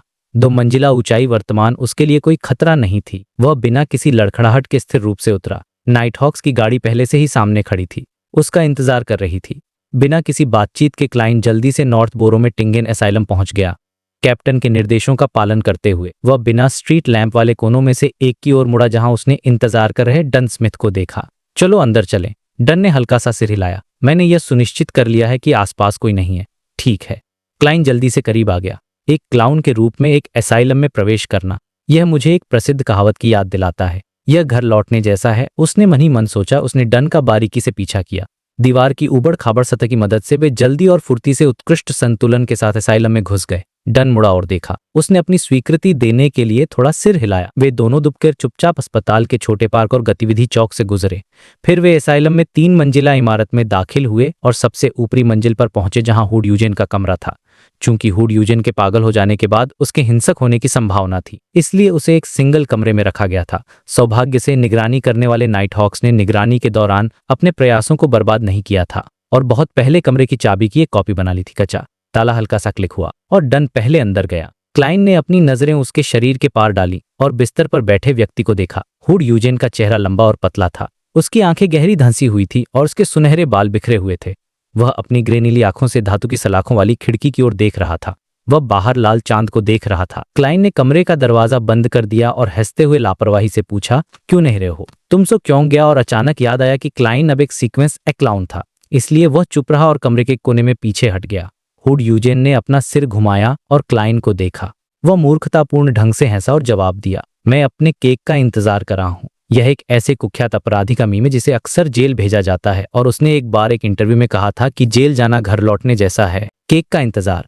यह सच में ऐसा जवाब नहीं था जिसकी मुझे उम्मीद थी। बेशक अगर मैं किसी मेंटल पेशेंट के जवाब का अंदाजा लगा पाता, तो क्या इसका मतलब यह नहीं होता कि मैं भी लगभग वहीं पहुंच गया था? यह ख्याल क्लाइन के दिमाग में आया। उसने अपनी रिलैक्स्ड स्माइल बनाए रखी, जैसे वो किसी दोस्त से बात कर रहा हो। तुम्हें केक कौन भेजने वाला है? हुड यूजेन का चेहरा तुरंत उतर गया। उसका चेहरा लंबा और उदास हो गया। नहीं, कोई केक नहीं है। तुमने मेरा केक चुरा लिया। उसकी आवाज अचानक तीखी हो गई और वह गुस्से से क्लाइन को घूरने लगा। क्लाइन कुछ कहने का इंतजार किए बिना उसने एक चीख मारी और अपना मुंह खोला, जिससे सफेद दांतों की 2 लाइनें दिखाई दी। इसके बाद वह लार टपकाते हुए अपने मैट्रेस से कूदा। वह एक कदम में क्लाइन के करीब आ गया और अपने हाथ बढ़ाए क्लाइन के कंधों को पकड़ने की कोशिश कर रहा था। वह क्लाइन को अपनी ओर खींचकर उसे काटना चाहता था। अचानक हुए हमले के बावजूद क्लाइन ने थोड़ा घबराए हुए दिखने के बावजूद जल्दी से रिएक्ट किया। उसने तुरंत अपना घुटना मोड़ा और बैठ गया। उसी समय उसने अपनी बॉडी को एक तरफ झुकाया और अपना बायां हाथ उठाया। उसका कंधा हुड यूजेन के पेट से टकराया, जिससे हुड की आंखें सफेद हो गईं और उसके मुंह से लार टपने लगी। लेकिन हुड यूजेन ने हिलना बंद नहीं किया। उसने मोमेंटम को उसे नीचे ले जाने दिया और क्लाइन को एक भालू की तरह गले लगाने की कोशिश में अपने हाथ खोले। क्लाइन ने अपनी बॉडी को एक तरफ झुकाया और लुढ़क गया। उसकी हरकत इतनी स्मूथ थी जैसे उसने सैकड़ों बार इसकी प्रैक्टिस की हो। उसने अपने दाहिने हाथ से जमीन पर धक्का दिया और एक सोमरसॉल्ट के साथ खड़ा हो गया। उसने ऑफेंसिव होने और अपने ओपोनेंट को रोकने के लिए आगे बढ़ने का फैसला किया, लेकिन उसी पल हुड यूजेन बस वहीं खड़ा रहा। उसकी आंखों ने फोकस खो दिया और फोकस खोई हो गई। क्लाइन एक पल के लिए जम गया। उसने अपना सिर कमरे के कोने की ओर घुमाया तो देखा कि डन स्मिथ एक काला ट्रेंच कोट और मैचिंग हैट पहने हुए अपने हाथों को कसकर एक साथ पकड़े हुए नीचे देख रहा है। समझते हुए उसने सोचा, कैप्टन ने हुड यूजेन को एक सपने में खींच लिया है। यह महसूस होने पर उसने अपने बाद के अटैक को रोक दिया और किसी को भी नुकसान न पहुंचा सकने वाले चांदी के रिचुअल डैगर को निकालने का मौका लिया। उसने इसका इस्तेमाल एक स्पिरिचुअलिटी की दीवार बनाने के लिए किया जिसने वार्ड को सील कर दिया। क्लाइन ने फिर पुदीने से भरी 3 मोमबत्तियां निकाली और उन्हें खिड़की पर एक ट्रायंगुलर फॉर्मेशन में रख दिया। एक मोमबत्ती एवरनाइट गॉडेस का, दूसरी मदर ऑफ द कंसीलमेंट का और आखिरी खुद का सिंबल थी। जल्द ही उसने एक सिंपल ऑल्टर सेट अप किया और अपनी स्पिरिचुअलिटी का यूज करके मोमबत्तियों को जलाया जैसे ही वह कैप्टन को वार्न करने वाला था। डन ने अपना सिर उठाया और मुस्कुराया। हुड यूजेन के साथ केओस का संबंध है, इसे गाइड करने का कोई कर नहीं है। जैसे ही उसने अपना सेंटेंस पूरा किया, हुड यूजेन की आंखों में एक चमक लौट आई। यह अब खाली नहीं थी। फिर पागल साइकेट्रिस्ट ने अपनी कमर हिलाई, एक रिलैक्स यौन लेते हुए। क्लाइन एक पल के लिए हक्का बक्का रह गया, इसलिए वह चुप रहा। उसने माथा एक्सट्रैक्ट वाली एक मेटल की बोतल उठाई। उसने रात की वेनिला, स्लम्बर फूल और कैमोमाइल से निकाले गए ट्रांसपेरेंट लिक्विड को खुद को रिप्रेजेंट करने वाली मोमबत्ती की लपटों में टपकाया, जिससे एक कामिंग खुशबू कमरे में फैल गई। हुड यूजेन की नर्वसनेस, गुस्सा और राहत पूरी तरह से गायब हो गई। वह आलस से फिर से अपने बिस्तर के किनारे बैठ गया और खिड़की के बाहलाल चांद को एकटक देखने लगा। उसकी आंखों ने एक बार फिर अपना फोकस खो दिया क्योंकि शांति वापस आ गई थी। क्लाइन ने भी रात के साथ आने वाली शांति को महसूस किया। उसने अमांथा एक्सट्रैक्ट को नीचे रखा और हुड यूजेन के बगल में बैठ गया। वह हुड की आखिरी लाइन ऑफ डिफेंस को तोड़ने के लिए कुछ खोजना चाहता था। केवल आखिरी लाइन ऑफ डिफेंस को हटाने के साथ ही वाई ऑफ द स्पिरिट दवा यूज करके हुड यूजेन की आत्मा को एक टर्बिड स्टेट में फिसला सकता था। मन में सोचते हुए उसने कहा, आखिर मैं कोई प्रोफेशनल स्पिरिट मीडियम नहीं हूं। आने से पहले ही उसने एक आइडिया सोच लिया था। उसने अपनी जेब से टैरो कार्ड एक सेट निकाला। इस सेट में केवल 22 मेजर आर्काना थे, इसलिए इसे साथ ले जाना आसान था। यह एक वेपन था जिसके लिए क्लाइन ने सक्सेसफुली अप्लाई किया था। हर कार्ड पर प्योर सिल्वर से बने मेटल के धागों की लाइनें थीं। उनमें से हर एक अनडेड बीइंग्स को मारने में सक्षम थी। उनके पैटर्न कॉम्प्लिकेटेड और गॉर्जियस थे, जिससे क्लाइन को लगा कि वे एक कलेक्टर की आइटम है और दुश्मनों के खिलाफ इस्तेमाल नहीं की जाती हैं। क्लाइन ने एक हाथ से डेक काटा और हुड यूजेन पर मुस्कुराया। चलो कुछ कार्ड गेम खेलते हैं, कार्ड्स। हुड यूजेन ने खिड़की के बाहर से अपनी नजरें हटाईं और एकटक शब्द दोहराया। क्लाइन ने कोई जवाब नहीं दिया। उसने टैरो कार्ड का डेक हुड की हथेली में एक ऐसी ईमानदारी के साथ रख दिया जिसे रिजेक्ट नहीं किया जा सकता था। हुड यूजेन ने क्लाइन के एक्शन कॉपी किए, कुछ सफलता के साथ एक हाथ से डेक काटने की पूरी कोशिश की। उस मेंटल पेशेंट का ध्यान धीरे धीरे उसके हाथ में मौजूद हार्ड लेकिन फ्लेक्सिबल ब्यूटीफुल टेक्सचर वाले की ओर आकर्षित हो गया। उसने पहला कार्ड पलटा। यह एक फटे पुराने कड़े पहने एक आदमी की पिक्चर थी जिसके हाथ बंधे हुए थे। वह अपने पैर से लटका हुआ था और उसके सिर पर एक हल्का हेलो था। मन में सोचते हुए उसने कहा, द हैंग्ड मैन। क्लाइन ने सोचते हुए सिर हिलाया। उसने आई ऑफ द स्पिरिट दवा को पकड़ने का मौका लिया। एम्बर लिक्विड को मोमबत्ती की लौ पर टपका है, अभी खुद को रिप्रेजेंट करने वाले पर। एक नशीली खुशबू फैल गई। जो भी इसे सूंघता उसे एक नशीला एहसास होता। हुड यूजेन धीरे धीरे खो गया। उसकी विजन अपना फोकस खो रही थी। उसके हाथ में मौजूद कार्ड का डेक बिस्तर पर गिर गया, लेकिन वह सीधा बैठा रहा, झुका नहीं। क्लाइन ने दवा के हल्के सिर और ईथरल होने के ड्रीमी इफेक्ट से लड़ने के लिए कॉजिटेशन का इस्तेमाल किया। उसने अपनी जेब से एक और मेटल की बोत निकाली और कैप को घुमाकर खोला, फिर नीले लिक्विड को अपने मुंह में डाल लिया। Serenity agent ice cold liquid उसके गले से, उसके गलेट से नीचे और उसके पेट में बह गया। क्लाइन को तुरंत अनयूजुअली जागा हुआ महसूस हुआ। बिना किसी ड्राउजीनेस के उसने धीरे धीरे सांस छोड़ी, फिर जाने पहचाने तरीके से दूसरे एसेंशियल ऑयल एक्सट्रैक्ट्स और हर्ब पाउडर्स निकाले। उन्हें एवरनाइट गॉडेस का सिंबल 2 मोमबत्तियों पर टपकाया। हल्की धुन में वह 2 कदम पीछे हटा और हरमेस में पूरी गंभीरता से बुदबुदाया, मैं अंधेरी रात की शक्ति के लिए प्रार्थना करता हूँ। मैं रहस्य की शक्ति के लिए प्रार्थना करता हूँ। मैं देवी की लविंग ग्रेस के लिए प्रार्थना करता हूँ। मैं प्रार्थना करता हूँ कि तुम मुझे मेरे बगल में मौजूद बेयोंडर हुड यूजेन की स्पिरिचुअलिटी के साथ कम्युनिकेट करने की परमिशन दो। मंत्र कमरे में गूंजने लगे और क्लाइन ने देखा कि मोमबत्ती की लपटें, जो अब काली हो चुकी थीं, बाहर की ओर फैल गईं। उसने उन्हें अवॉइड नहीं किया, नहीं खुद को डिफेंड किया। उसने अंधेरी रात को उसे घेरने दिया। इस अनयूजुअली क्लियर स्टेट में उसने महसूस किया कि उसकी आत्मा उसके शरीर की प्रोटेक्शन को छोड़ के एक डीप स्पेस जैसी जगह में एंटर कर गई है। उसके चारों ओर बाउंडलेस वो साइलेंट अंधेरा था। उसके ऊपर का आकाश काउंटलेस इनडिस्क्राइबेबल ट्रांसपेरेंट फिगर्स से भरा था। अलग अलग रंगों की धारियां भी थीं, एक लस्टर स्प्लेंडर जिसमें जैसे इन्फिनिट नॉलेज छुपा हो। मन में सोचते हुए उसने कहा, स्पिरिचुअल दुनिया। क्लाइन अब इससे अनजान नहीं था। जैसे ही उसके मन में यह ख्याल आया, उसके सामने एक धुंधली दुनिया आ गई। यह एक ऐसी दुनिया थी जो लाइट के एक हल्के टॉर्नेडो से घिरी हुई थी। क्लाइन जानता था कि यह हुड यूजेन की आत्मा को रिप्रेजेंट करता है, जो उसके हार्ट एंड माइंड के बॉडी को रिप्रेजेंट करता है। इसलिए वह झुक गया, टॉर्नेडो वाली दीवार में डिग करने लगा। एक पल में उसने काउंटलेस लाइट के स्पेक्स को खुद पर बरसते देखा। उसने हजारों लोगों की आवाजें सुनी जो फुसफुसाते हुए किसी बात पर चर्चा कर रहे थे।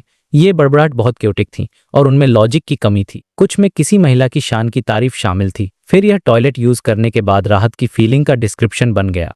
कुछ रोने के रूप में शुरू हुए, फिर पागलों जैसी खुशी में बदल गए। पागल विचारों ने उसे एसिमुलेट करने के लिए क्लाइन की आत्मा को जकड़ लिया और कुतर दिया, लेकिन क्लाइन ने अपनी ल्यूसिडिटी और रैशनैलिटी बनाए रखी। जल्दी से हुड यूजेन की स्पिरिचुअल दुनिया की ओर उड़ गया। यह ग्रे फॉग के ऊपर की दुनिया में एंटर करते समय मेरे द्वारा सुनी जाने वाली हॉरिफाइंग बड़बड़ाहट और चीखों के कंपैरिजन में एक प्लेजेंट कॉन्सर्ट जैसा है। क्लाइन सीक्रेटली मुस्कुराया और टॉर्नेडो के माध्यम से अपना रास्ता बना लिया।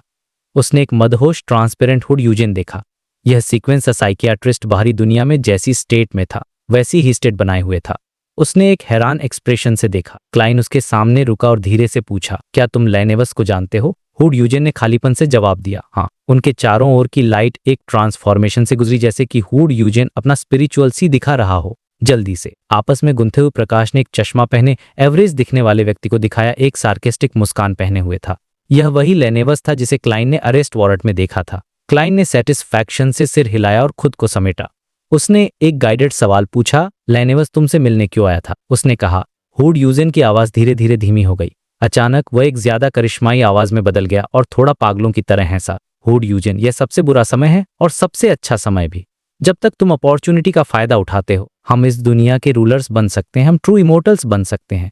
जब तक तुम मदद करने को तैयार हो, मैं तुम्हें न केवल अपने पोषण को मास्टर करने और कंट्रोल खोने से बचने का तरीका बताऊंगा, बल्कि मैं यह भी वादा करूंगा कि तुम्हें भविष्य में गॉडहुड क्वालिटीज मिलेंगी, इमोर्टल गॉडहुड क्वालिटीज।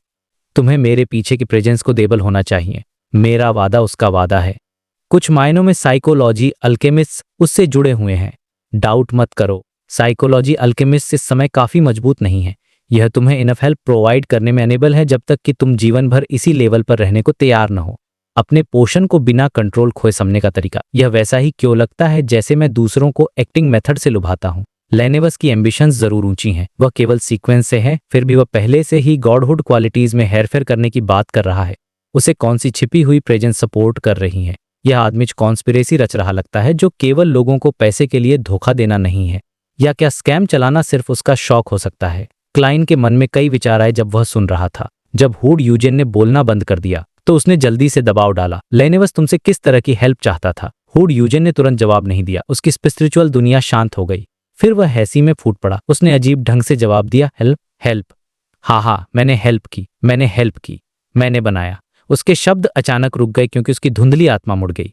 आसपास की रोशनी और अंधेरा जो स्पिरिचुअल सी को रिप्रेजेंट करता था, जल्दी से इनकॉर्पोरियल हो गया। एक सिनिस्टर स्केरी डार्क ऑल्टर बना रहा था। ऑल्टर के ऊपर एक क्रॉस था। क्रॉस पर कुछ लटका हुआ लग रहा था। साथ ही नीचे ढेर सारी चीजें थीं जो अनक्लियर दिखाई दे रही थीं। रोशनी और अंधेरा बारी बारी से बदल रहे थे और जैसे ही लटकी हुई चीज साफ होने वाली थी, पूरी स्पिरिचुअल दुनिया हिल गई, जैसे कि यह मैग्नीट्यूड 10 के अर्थक्वेक का अनुभव कर रही हो। गुस्से में उसने सोचा, होली शिट। क्लाइन को एक प्रीमोनिशन हुआ कि कुछ खतरनाक होने वाला है। बिना सोचे समझे वह मुड़ा और भागने की कोशिश में थॉट्स के क्योटिक टॉर्नेडो की ओर उड़ गया। अनगिनत शानदार किरणें क्लाइन को डुबो देती हैं और लाखों लोगों की बड़बड़ाहट उसके कानों में भर जाती है। हालांकि क्लाइन ने इस पर कोई ध्यान नहीं दिया। एक क्लाउन के रूप में उसकी क्षमताओं ने उसे बताया कि उसकी आत्मा एक काली छाया से घिर रही थी जो तेजी से फैल रही थी। काली छाया एक बहुत बड़ा क्रॉस थी और ऐसा लग रहा था कि उस पर एक व्यक्ति उल्टा लटका हुआ है। कचा विचारों का अराजक बवंडर बाहर की ओर फूट पड़ा और एक समान हो गया। हुड यूजेन की आध्यात्मिक दुनिया धीरे धीरे बिखर गई। क्लाइन ने देखा कि उसने अपनी पिछली ट्रायल में सबसे तेज उड़ने की गति को पार कर लिया था। ग्रे फॉग के ऊपर रहस्यमयी जगह से कुछ शक्ति के साथ संक्षिप्त रूप से मिलने के बाद उसकी आत्मा काफी मजबूत हो गई थी। जैसे ही क्रॉस की छाया उसे पूरी तरह से घेरने वाली थी, वह धुंधली दुनिया से बाहर निकल गया और अपने शरीर को महसूस किया। उसने परिचित रूप से एक अवतरण को उत्तेजित किया और हुड यूजेन का लंबा पतला चेहरा और बिखरे हुए सुनहरे बाल तुरंत उसकी दृष्टि में आ गए। साथ ही खिड़की के किनारे पर जल रही 3 मोमबत्तियां भी। वह समय रहते मीडियमशिप की स्थिति से बाहर निकलने में कामयाब हो गया था। उसी पल उसने हुड यूजेन के चेहरे पर एक के बाद एक काले शल्क उगते देखे। उसकी खाली पुतलियां दरारों में बदल गईं, बेहद ठंडी और निर्दयी हो गईं। गुस्से में उसने सोचा, ओ शिट, वह नियंत्रण खोने वाला है। क्लाइन की पुतलियां सिकुड़ गईं और इससे पहले कि वह प्रतिक्रिया दे पाता, उसने घुटने के लंबे काले ट्रेच कोट और सिल्क टॉप हैट पहने एक आकृति को हुड यूजेन के सामने 2 बड़े कदम उठाते देखा। फिर उसने रिवॉल्वर उठाई और उसे आदमी के सिर पर दबा दिया। Bang bang bang bang bang. Done Smith ने लगातार 5 गोली चलाई। हुड यूजेन का सिर अचानक एक तरबूज की तरफ फट गया जो ऊंचाई से गिर रहा हो। लाल और सफेद बारिश कमरे के हर कोने में बिखर गई। उसने हुड यूजेन का पूरी तरह से नियंत्रण खोने से पहले ही उसका काम तमाम कर दिया था। क्लाइन जो 50 सेंटीमीटर दूर था, खून और गंदगी से सना हुआ था। उसने डन स्मिथ को एकटक देखा। उसे बस यह महसूस हो रहा था कि उस पर कैप्टन बहुत हैंडसम लग रहा था। ईमानदारी से तारीफ करते हुए उसने सोचा, जब तक आप उसकी याददाश्त की समस्याओं को नजरअंदाज करते हैं, कैप्टन बहुत भरोसेमंद है। उसने दिल की गहराइयों से ईमानदारी से तारीफ की। क्या कोई दुर्घटना हुई? डन ने अपना रिवॉल्वर दूर रखा और हुड यूजेन के लगभग सिर रहित शरीर को धीरे धीरे फर्श पर गिरते देखा। जैसे ही क्लाइन अपने शब्दों को व्यवस्थित करने वाला था, उसने देखा कि शरीर कुछ ही सेकंड में खूनी मांस के ढेर में बदल गया था और उसे ढेंकने वाली असाइलम की वर्दी की सबसे बुनियादी संरचना क्षतिग्रस्त हो गई थी। हुड यूजेन के शव में बहुत कम पूरी वस्तुएं बची थीं।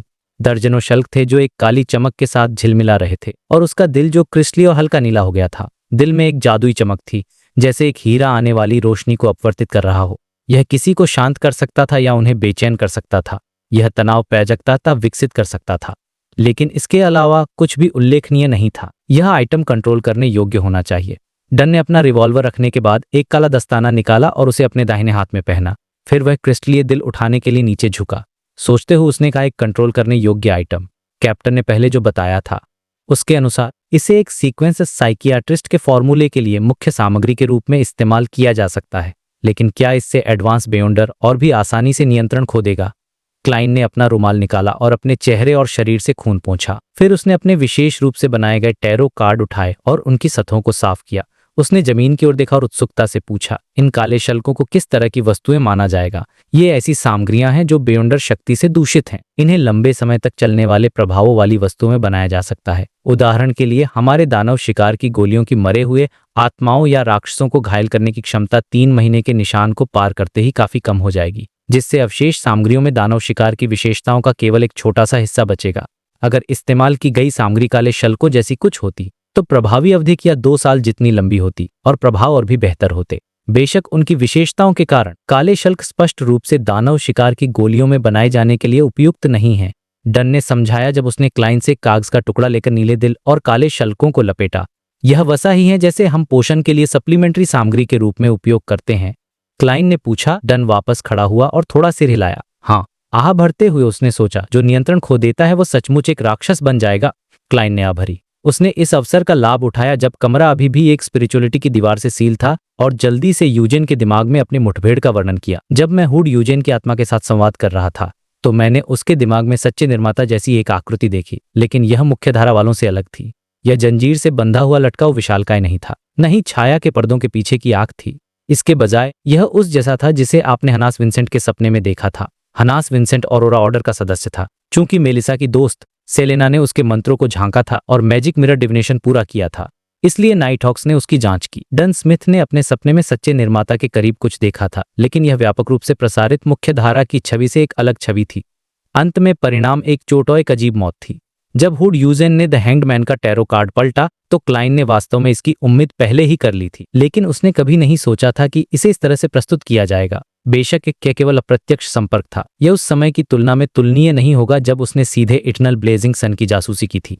सबसे बुरा परिणाम सिर्फ हल्की चोट या हल्का भ्रष्टाचार था। जैसे ही उसने क्लाइन का वर्णन सुना, डन का चेहरा गंभीर होया। उसने अपनी भौहें सिकोड़ी और गहरी आवाज में कहा, एक विशाल क्रॉस, काले नाखून, एक नग्न आदमी जो खून से लथपथ उल्टा लटका हुआ है। मैंने इसे स्पष्ट रूप से नहीं देखा, यही कारण है कि मैं घायल नहीं हूं। मैंने केवल एक विशाल क्रॉस और एक आदमी के समान आकृति को उल्टा लटका हुआ देखा, क्लाइन ने चतुराई से जवाब दिया। उस समय उसे केवल भागने की परवाह थी। सोचते हुए डन ने सिर हिलाया और कहा, लेनेवस का हुड यूजेन का दौरा सच्चे निर्माता से संबंधित था, तो ऑरोरा ऑर्डर इसमें शामिल है। क्लाइन ने जल्दी से उस बातचीत को दोहराया जो उसने संचार के दौरान की थी। लेनेवस ने हुड यूजेन को अभिनय विधि और एक तथाकथित अमर देवत्व के साथ लुभाया, लेकिन मुझे समझ नहीं आ रहा है कि उसने ऐसा क्यों कहा कि यह सबसे बुरा समय था और सबसे अच्छा समय भी। शायद यह सिर्फ एक धोबाज के रूप में उसके बोलने का तरीका था। हुड यूजेन द्वारा प्रदान की गई मदद में एक भयावह और अंधेरी वेदी शामिल थी। मुझे संदेह है कि लेनेवस कुछ भयानक साजिश रच रहा है। फिर बोलते बोलते उसका दिल धड़क उठा। कैप्टन, क्या आपको मिस्टर ज को लिखा गया पत्र याद है? ऑरोरा ऑर्डर के उस सदस्य का पत्र जिसे मैंने मारा था। उसने पत्र में उल्लेख किया था कि वह एक उचित अवसर की प्रतीक्षा कर रहा था। कुछ दिनों के अंत के आगमन के बारे में वह टिंगेन में सभी मेमनों को अपने थाकित भगवान को अर्पित करेगा। क्या यह लेनेवस की साजिश से संबंधित हो सकता है? क्या लेनेवस ऑरोरा ऑर्डर का मिस्टर जू हो सकता है? डन स्मिथ ने ध्यान से सोचा और कहा, मुझे ऐसा नहीं लगता। लेनेवस मिस्टर जू नहीं हो सकता, अन्यथा वह लोगों को धोखा देने के लिए एक नकली स्टीलवर्क्स कंपनी स्थापित नहीं कर रहा होता, जबकि ऑरोरा ऑर्डर कुछ करने वाला था। यह उसके मुख्य मिशन में बहुत सारे चर पेश करेगा। अगर घोटाले में कुछ भी गलत हुआ तो वह पुलिस और हमारा ध्यान आकर्षित करेगा। उसे टिंगेन से भागना होगा, अपनी योजना छोड़नी होगी। बेशक अगर वह सिर्फ पागल था तो उसके लिए अतार्किक रूप से कार्य करना पूरी तरह से सामान्य होगा, लेकिन उसके द्वारा स्थापित घोटाले को देखते हुए जिस शांति और चालाकी से उसने पैसे लूटे, उससे वह एक असली पागल नहीं लगता। तो मुझे नहीं लगता कि वह ऑरोरा ऑर्डर का मिस्टर जू है। बेशक वह वास्तव में पत्र में उल्लिखित मामले में शामिल हो सकता है, टिंगेन में सभी मेमनों को तथाकथित भगवान को अर्पित करने वाला। यह कहने पर डन रुका, फिर आगे पीछे टहलते हुए कहा, इस घटना के काफी गंभीर परिणाम हो सकते हैं। हमें लेनेवस की फिर से जांच करनी होगी और कुछ सुराग पाने होंगे। हम चलो घटनास्थल को साफ करें और यहाँ किसी भी सबूत को छिपाएं। सभी को यह पता चलने दे कि हुड यूजेन की मृत्यु हो गई, लेकिन कोई सुराग न छोड़ें कि इसे किसने मारा। इससे साइकोलॉजी अल्केमिस्ट या अन्य बेयोंडर्स जो एसाइलम पर ध्यान दे रहे हैं कार्रवाई करेंगे। वे कुछ जानते हो सकते हैं। लेनेवस घोटाला या तो अभी भी पुलिस विभाग के हाथ में है या मैंडेटेड पनिशर्स को हस्तांतरित कर दिया गया है। हम यह कहकर जांच में शामिल होंगे कि हमें ऑरोरा ऑर्डर की जांचते समय सुराग मिले। फिर हम मैंडेटेड पनिशर्स और मशीनरी हाइव माइंड के साथ मिलकर काम करेंगे। हम टिंगेन में सेनाओं को केंद्रित करेंगे और लेनेवस से जुड़े हर चीज और हर किसी की जांच करेंगे। यदि आवश्यक हो तो हम बैकलैंड डायोसीज और पवित्र कैथेड्रल से सहायता का अनुरोध कर सकते हैं। उसके बाद डन ने अपना स्नेह विचायन किया और घुमाया। क्या तुम कुछ जोड़ना चाहते हो? मन में सोचते हुए उसने कहा, कैप्टन, आपने मूल रूप से सब कुछ कह दिया। क्लाइन ने गंभीरता से सिर हिलाया। नहीं। उसने जल्दी से एक साधारण वेदी की मदद से कुछ आवश्यक निशानों को हटाने के लिए एक रिचुअलिस्टिक मैजिक का इस्तेमाल किया, जिसे उसने अभी तक साफ नहीं किया था, ताकि यह सुनिश्चित हो सके कि कोई भी यह नहीं बता पाएगा कि हुड यूजेन को उन्होंने ही मारा था। फिर उसने अपनी सामग्री दूर रखी, मोमबत्तियां बुझाईं, स्पिरिचुअलिटी की दीवार हटाई और डन स्मिथ के साथ चुपचाप वार्ड से बाहर निकल गया। वे उसकी दीवारों पर चढ़कर एसाइलम से निकल गए। वापस जाकर आराम करो। डन एक कोने में खड़ा था जहां स्ट्रीट लैंप नहीं था। उसने अपना काला सिल्क हैट दबाया और कहा, बहुत सी चीजें हैं जो केवल कल ही की जा सकती हैं। ठीक है। क्लाइन एक स्लीपलेस नहीं था जो दिन में केवल 2 से 3 घंटे सोता हो। उसने तुरंत कैप्टन को विदा किया और पास में इंतजार कर रही नाइटहॉक्स की समर्पित गाड़ी ली और डैफोडिल स्ट्रीट लौट आया। गाड़ी में चढ़ने से पहले वह एक नजर डालने के लिए पीछे मुड़ा। उसने देखा कि कैप्टन अभी भी अंधेरे में खड़ा था जहां चांदनी भी नहीं पहुंच सकती थी। वह चुपचाप सोच रहा लग रहा था। भोर से पहले सड़कें शांत और लोगों सड़कों से गुजर खाली रही, कभी सीधी जाती कभी मुड़ती। क्लाइन लेनेवस के बारे में सोच रहा था जब अचानक उसे लगा जैसे वो एक ट्रांस में है। उसने देखा कि उसकी आंखों के सामने का रंग संतृप्त हो गया, लाल और लाल हो गए और काले हो गए, जैसे एक प्रभाववादी की तेल पेंटिंग। आसपास धीमा हो गया और गाड़ी एक अजीब दुनिया में प्रवेश करती हुई लग रही थी। क्लाइन ने अपना फ्लेरिंग संचाम पकड़ा और अपना रिवॉल्वर निकाला। तभी एक विशाल सफेद हड्डी वाली हथेली गाड़ी की खिड़की से बढ़ी और एक करीने से मुड़ा हुआ पत्र अंदर फेंक दिया। फिर हथेली पीछे हट गई और गायब हो गई। तेल पेंटिंग जैसी दृश्य अचानक सामान्य हो गई, जबकि गाड़ी अभी भी सड़क पर स्थिर रूप से चल रही थी। चिड़कर ने सोचा, यह वास्तव में एक अच्छी तरह से छिपा हुआ तरीका है। क्लाइन ने पत्र को देखा जो उसके पैर के पास था और उसके होंठों के कोने फड़क उठे।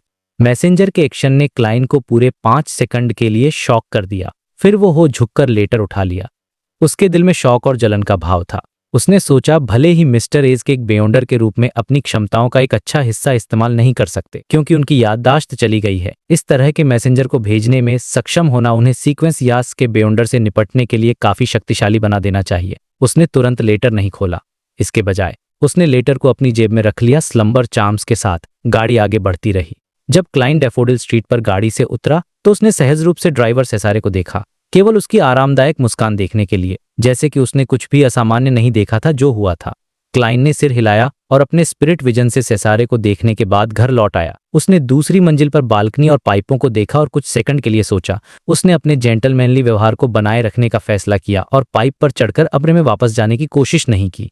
जहां तक उसके दागदार कपड़ों का सवाल है, वह उन्हें कल ब्लैकथॉर्न सिक्योरिटी कंपनी में ले जाएगा और पुलिस विभाग के माध्यम से एक प्रोफेशनल से उन्हें धुलवाएगा। यह उसके कपड़ों को उसकी नौकरानी बेला और उसकी बहन मेलिसा को चौंकाने से रोकेगा। क्लाइन ने दूसरी मंजिल से खिड़की से पहले सामने के दरवाजे पर रिवर्स लॉक हटा दिया था। अब उसने इस बात का फायदा उठाया कि देर रात हो चुकी थी और चुपचाप ने घर का दरवाजा खोला और सफाई से अंदर चला गया। मुख्य दरवाजा बंद करने और लॉक करने के बाद उसने राहत की सांस ली। वह दबे पांव दूसरी मंजिल पर गया। अपने बंद बेडरूम के सामने रुककर क्लाइन ने शांति से एक टैरो कार्ड निकाला। उसने इसे दरवाजे की दरार में डाला और हल्के से खींचा, आसानी से अपने द्वारा डिजाइन किए गए विशेष लॉक को तोड़ दिया। फिर वह कमरे में दाखिल दरवाजा बंद किया और अपने कपड़े उतारे, जिसके बाद वह पूरी तरह से रिलैक्स हो गया। हंसते हुए उसने सोचा, यह सच में एक चोर जैसा लगता है। क्लाइन ने हंसते हुए अपना सिर हिलाया। उसने शांति से अपना रिवॉल्वर निकाला और उसे तकिए के नीचे रख दिया। यह सब खत्म करने के बाद उसने गैस लैंप जलाया और अपनी मेज के सामने बैठ गया। उसने लेटर निकाला और गंभीरता से पढ़ना शुरू किया। मुझे अभी जवाब देने के लिए खेद है। मैं अपने अतीत के निशान खोजने में व्यस्त था। मैं पूर्व शिक्षकों और छात्रों से भी मिल रहा था और वे देर रात तक चलते थे। आपके पत्र को पढ़ने के बाद मुझे पिछले 2 दिनों में हुई मुलाकातों का आखिरकार पता चला। पुलिस ने उस होटल के हर कमरे की तलाशी ली जहां मैं ठहरा हुआ हूं। रात में होटल में एक व्यक्ति ने चुपके से ताक झांक की। हाँ, मैं बेयॉन्डर शक्तियों वाले एक व्यक्ति के बारे में बात कर रहा हूं। तो वाइस एडमिरल हरिकेन क्विलांगोस, जो उपन्यासों और अखबारों में अक्सर एक चरित्र होता है, बैकलैंड में घुसपैठ कर चुका है और काफी हत्याएं कर चुका है।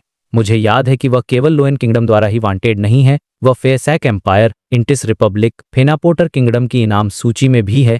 तो इनाम कितना है? क्लाइन ने अवचेतन रूप से सोचा। उसे कोई जवाब नहीं मिला क्योंकि एजिक ने कुछ और उल्लेख करना शुरू कर दिया था। मुझे आपके द्वारा वर्णित एक शेफर्ड की क्षमताएं काफी परिचित लगती हैं, जैसे कि मैंने इसे कहीं देखा हो, लेकिन मुझे याद नहीं है कि कहाँ। यह मेरे पिछले जन्मों में से किसी एक की मुठभेड़ होनी चाहिए। इसे याद न कर पाना मुझे बहुत निराश करता है।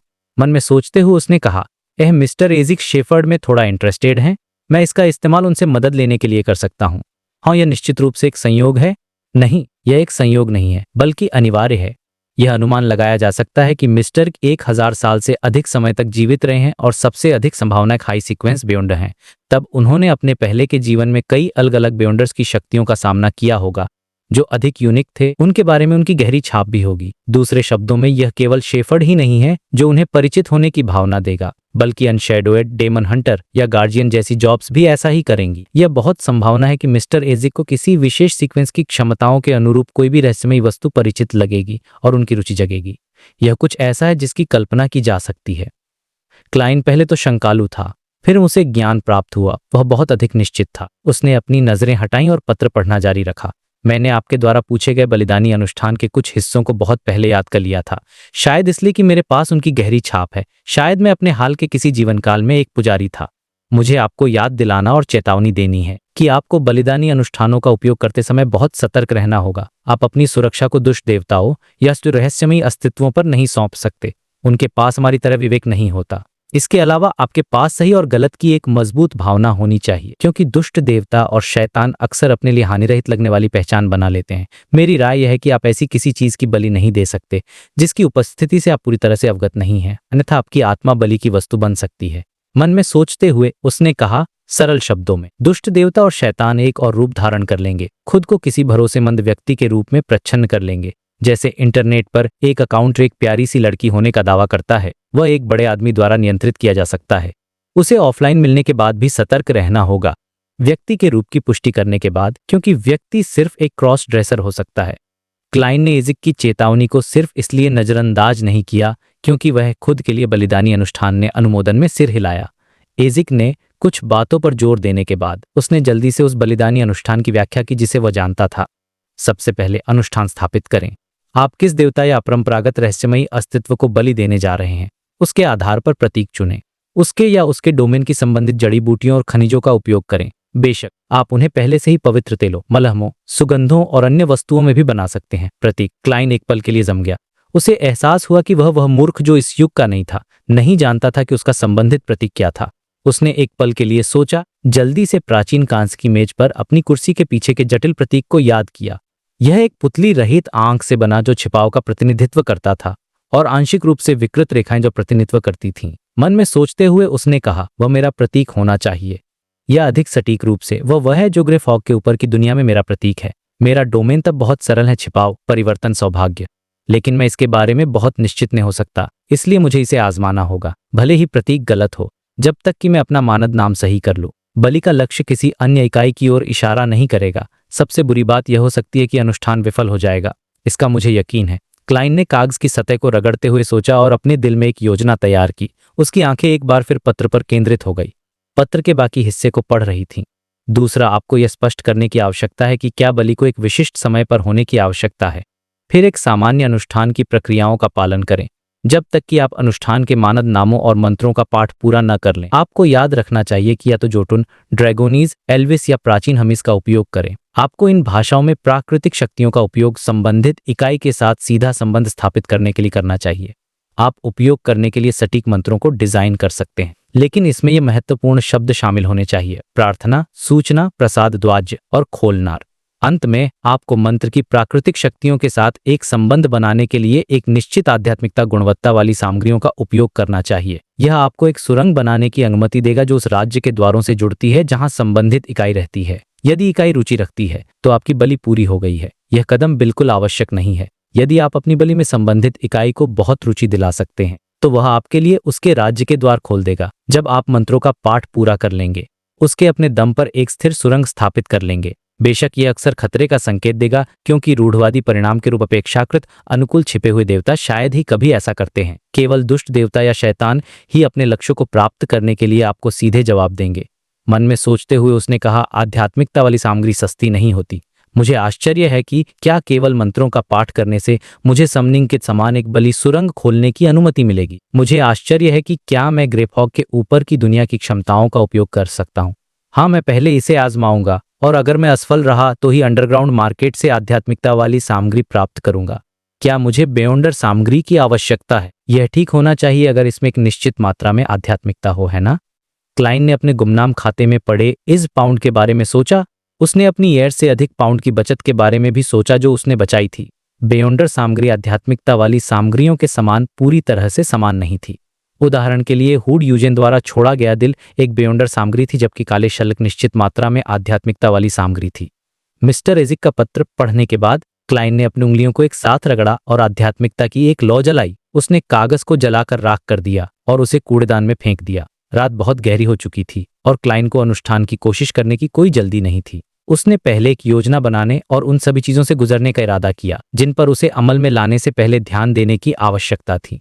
उसे अपनी कमियों का बहुत पहले से एक स्पष्ट अंदाजा था। वह उन चीजों के बारे में सतर्क और तर्कसंगत था जिनके लिए उसने योजनाएं बनाई थीं। लेकिन एक बार जब घटनाएं उसकी मूल योजनाओं से भटक गईं, तो वह आसानी से केवल अच्छे पर विचार करेगा और बुरे को नजरअंदाज कर देगा जब उसे अपने पैर की उंगरने के लिए मजबूर किया जाएगा। एक सरल विवरण यह होगा कि उसकी एक जल्दबाजी की कार्रवाई आसानी से उसे मौत के मुंह में धकेल सकती है। क्लाइन ने अपना चेहरा ढकने के लिए अपनी हथेली बढ़ाई। अगले दिन डन स्मिथ, जिसने मैंडेटेड पनिशर्स और मशीनरी हाइव माइंड के साथ संवाद किया था, ने मिशन सौंपना शुरू कर दिया। क्लाइन को भी अपना काम मिला। उसे लैनेवस से संबंध रखने वाले कई लोगों की जांच करने का काम सौंपा गया था, लेकिन उसके सुझाव और नाइटहॉक्स की नीति के कारण उसे उन लोगों के लिए जिम्मेदार नहीं होना पड़ा जिनसे वो पहले मिला था। बेशक क्लाइन ने दोपहर में अपनी युद्ध की कक्षाएं जारी रखीं, नहीं डन उसे मुख्य अन्वेषक की भूमिका सौंपी। बैकलैंड, हिल्स्टन बैकलैंड, एक इमारत में जिसमें एक घोड़े का अस्तबल और बगीचा था। क्विलांगोस, जिसकी एक अनोखी चौड़ी ठुड्डी और गहरे हरे रंग की आंखें थीं, ने अपने सामने बेहोश आदमी को देखा। उसने आदमी के कपड़े उतारे और उन्हें पहन लिया। फिर वह आराम से ड्रेसिंग मिरर के सामने चला गया और देखा कि उसके बाएं हाथ काला दस्ताना फड़क रहा है। उसने अपनी पीठ पर कई विकृत रेखाएं दिखाई दी। कुछ सेकंड बाद क्विलांगोस ने देखा कि एक पतली रोशनी का पर्दा उसके शरीर को ढक रहा है। उसकी मांसपेशियां, त्वचा और हड्डियां एक अजीब परिवर्तन से गुजरने लगीं। कुछ समय बाद वह बेहोश आदमी में बदल गया जो ऊंचाई, रूप और व्यवहार में पूरी तरह से समान था। तेज नाक, पतली भौहें, थोड़े ढीले गाल, हल्की नीली आंखें। क्विलांगोस ने आईने में खुद को जांचा। उसे यकीन था कि वह बेहोश आदमी से बिल्कुल अलग नहीं दिख रहा था। उसने उस आदमी के कुछ हाव भावों का अभ्यास करने के बाद वह नीचे झुका और उस आदमी को जमीन से घसीटकर एक अलमारी में ठूंस दिया। फिर उसने अपना दाहिना हाथ बढ़ाया। एक जोरदार आवाज के साथ उसने उस आदमी की गर्दन तोड़ दी। क्विलांगोस ने अपना रुमाल निकाला और अलमारी का दरवाजा बंद करने से पहले अपने हाथ पोंछे। वह धीरे धीरे आईने के पास वापस गया। एक काला डबल ब्रेस्टेड फ्रॉक कोट पहना, एक बोटाई बांधी और एम्बर रंग के कोलोन की एक बोतल उठाई। उसने कुछ बूंदें अपनी कलाई पर टपकाईं, फिर उन्हें खुद पर मल लिया। क्विलांगोस ने आईने के सामने अपने बाल ठीक किए, फिर कमरे से बाहर निकल गया।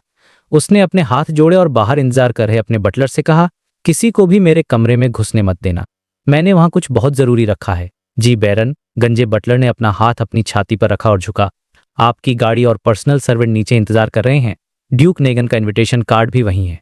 बैरन के तौर तरीकों को बनाए रखते हुए क्विलांगोस ने हल्के से सिर हिलाया। वह अपने बटलर के साथ घमंडी तरीके से सीढ़ियों की ओर चला गया। उसने तिरस्कार से सोचा, हे, एक बैरन जो कर्ज में डूबा हुआ है, इस हद तक कि एक नॉर्मल सिक्योरिटी गार्ड भी नहीं रखना चाहता। उसने असल में एक बटलर वलेट, एक 2 फुटमैन, पार्लर मेड्स, 4 चैम्बर्स, एक कैरिज ड्राइवर, कोचमैन, एक माली, एक शेफ और एक सूस शेफ को काम पर रखा हुआ है। इन मूर्ख नोबल्स के लिए सच में इज्जत ही सब कुछ है। मुझे तो अजीब प्रोनाउंसिएशन और तथाकथित नोबल सीखने भी अपना कुछ समय बर्बाद करना पड़ा। बैकलैंड चेरवुड बोरो एक तंग अपार्टमेंट में जियो डेरेचा बिस्तर पर पालथी मारकर बैठी थी और खिड़की से आ रही रोशनी में नॉवेल पढ़ रही फोर्स वॉल को देख रही थी। यह बहुत निराशाजनक है। क्विलांगोस ने कोई सुराग नहीं छोड़ा। हम अभी भी यह पता नहीं लगा पाए हैं कि वह बैकलैंड में क्या करने की कोशिश कर रहा है। उन्होंने अपने शुरुआती प्लान के अनुसार काम किया था और पुलिस में रिपोर्ट दर्ज कराई थी। फिर उन्होंने चुपके से लोकल पुलिस स्टेशन को एक लेटर भेजा और क्राइम सीन की अजीब स्थिति को विस्तार से बताया। उन्होंने यह भी मेंशन किया कि सस्पेक्ट क्विलांगोस हो सकता है। पुलिस स्टेशन ने वैसा ही रेस्पॉन्ड किया जैसा उन्होंने अनुमान लगाया था। पुलिस वाले बहुत सावधान थे और उन्होंने केस को सीधे मैंडेटेड पनिशर्स को ट्रांसफर कर दिया। एक दिन के बाद यह खबर कि वाइस एडमिरल हरिकेन बैकलैंड में घुस आया है सभी एनफोर्समेंट टीमों के बीच फैल गई थी। जियो और फोर्स ने भी वह जगह छोड़ दी थी जहां वे मूल रूप से किराए पर रहती थीं और छिपकर गुप्त रूप से जांच कर रही थीं। वे ऑफिशियल इन्वेस्टिगेशन में मदद के लिए पुलिस स्टेशन वापस नहीं ले जाना चाहती थीं। मैंडेटेड पनिशर्स, नाइट हॉक्स और मशीनरी हाइव माइंड सभी नॉन ऑफिशियल बेयोंडर्स के प्रति शत्रुतापूर्ण थे। चर्चेस उन्हें पोटेंशियल क्रिमिनल्स के रूप में देखती थीं। इसलिए जियो और फोर्स केवल क्विलांगोस के पीछा करने की संभावना से बच रही थीं, बल्कि वे एनफोर्समेंट अथॉरिटीज से भी छिप रही थीं। अगर हम उसका मकसद इतनी आसानी से पता लगा पाते तो क्विलांगोस बहुत पहले किसी कब्रिस्तान में दफन हो चुका होता और मकरे पर घास उगाई होती। फोर्स ने लापरवाही से जवाब दिया, हमें धैर्यपूर्वक इंतजार करने की जरूरत है जब तक अथॉरिटीज उसमें इतनी दिलचस्पी लेती रहेंगी। क्विलांगोस निश्चित रूप से कोई गलती करेगा, मुझे कहना होगा। मुझे उस मिस्टिकल आइटम से काफी जलन होती है जो किसी को भी अपीयरेंस बदलने की अनुमति देता है। जियो ने अपने घुटनों को गले लगाया और खिड़की से बाहर देखा। मुझे बस इस बात की चिंता है कि क्विलांगोस जल्दी एक्शन लेगा और फिर किसी के रेस्पॉन्ड करने से पहले ही बैकलैंड से भाग जाएगा। अगर ऐसा होता है तो मुझे नहीं पता कि मैं सीक्वेंसन में कब आगे बढ़ पाऊंगी। सीक्वेंस की तो बात छोड़ दो। वह रुकी और मन ही मन बुदबुदाया, मुझे नहीं पता कि मैं वे चीजें कब वापस ले पाऊंगी जो हमारे परिवार की थीं। मुझे अपने छोटे भाई को देखे हुए लगभग 1 साल हो गया है। फोर्स ने उसे एक आरामदायक मुस्कान दी। जब तुम अपनी इच्छाएं पूरी कर लोगी तो कृपया मुझे अपने अनुभवों को एक कहानी में लिखने की अनुमति देना। यह निश्चित रूप से एक इंटरेक्साइटिंग कहानी होगी। मुझे वास्तव में मिस ऑड्रे बहुत जेनरस लगती हैं। अगर क्विलांगोस भाग भी जाता है तो मुझे लगता है कि वो हमें फिर भी अच्छा इनाम देंगी। आखिरकार हम इतने लंबे समय से खुद को बिजी रखे हुए हैं और हमने क्विलांगोस को सामने भी ला दिया है। मुझे उम्मीद है मेरे साथ कोई फॉर्चुइट्स एनकाउंटर क्यों नहीं हो सकता। जियो ने अपने कंधे तक के सुनहरे बालों को पकड़ लिया। फोर्स ने भौहें सिकोड़ी और कहा, बेयोंडर दुनिया में फॉर्चुइट्स एनकाउंटर्स के साथ आमतौर पर खतरा भी होता है। मुझे अभी तक यह पता नहीं चला है कि पूर्णिमा के दौरान मुझे जो बड़बड़ाहट सुनाई देती है उसका क्या मतलब है या क्या वे नेगेटिव बदलाव लाएंगी। बिना खतरे के फॉर्चुइट्स एनकाउंटर्स हो सकते हैं लेकिन वे बहुत बहुत रेयर हैं। तुम्हारी इच्छा का पूरा होना मुश्किल है जब तक हमें किसी ऑर्थोडॉक्स देवता की कृपा या किसी फ्रेंडली हिडन एक्सिस्टेंस का ध्यान न मिले। हालांकि हमारे लिए यह बताना मुश्किल होगा कि क्या वह वास्तव में भेष में कोई दुष्ट देवता या शैतान था। जियो सीधी बैठी और अपनी छाती पर एक लाल चांद बनाया। देवी मुझ पर नजर रखें। ड्यूक नेगन अपने मैंशन में थे जो बैकलैंड एम्प्रेस बोरो में स्थित था, जहां वो एक ग्रैंड बॉल की मेजबानी कर रहे थे। मैंशन के 2 हिस्से थे। एक ग्राउंड फ्लोर पर स्थित डांसिंग हॉल था जो कॉम्प्लिकेटेड पैटर्न वाले ग्लैमरस पत्थर के स्लैब से ढका हुआ था। एक कोने में ड्यूक का बेहतरीन एंसेंबल म्यूजिक बजा रहा था। सीढ़ियों से ऊपर एक घुमावदार कॉरिडोर था जो दूसरी मंजिल पर स्थित हॉल के चारों ओर घूमता था। गेस्ट अपने गिलास पकड़े हुए थे, रेलिंग के सहारे झुके हुए थे और ग्राउंड फ्लोर पर नाच रहे लोगों को ऐसे देख रहे थे जैसे वे स्टैंड से फेंसिंग मैच का आनंद ले रहे हों। कभी कभी एक जेंटलमैन किसी लेडी या अपनी पत्नी के सामने जाकर उन्हें डांस के लिए इनवाइट करता था। अगर इनविटेशन स्वीकार कर लिया जाता तो वे दोनों हाथ में हाथ डालकर सीढ़ियों से नीचे उतरते और हॉल में कॉरिडोर के दूर की तरफ एक के बाद एक दरवाजे थे। वे कमरे थे जो गेस्ट्स को उनके आराम क्वार्टर के रूप में अलॉट किए गए थे।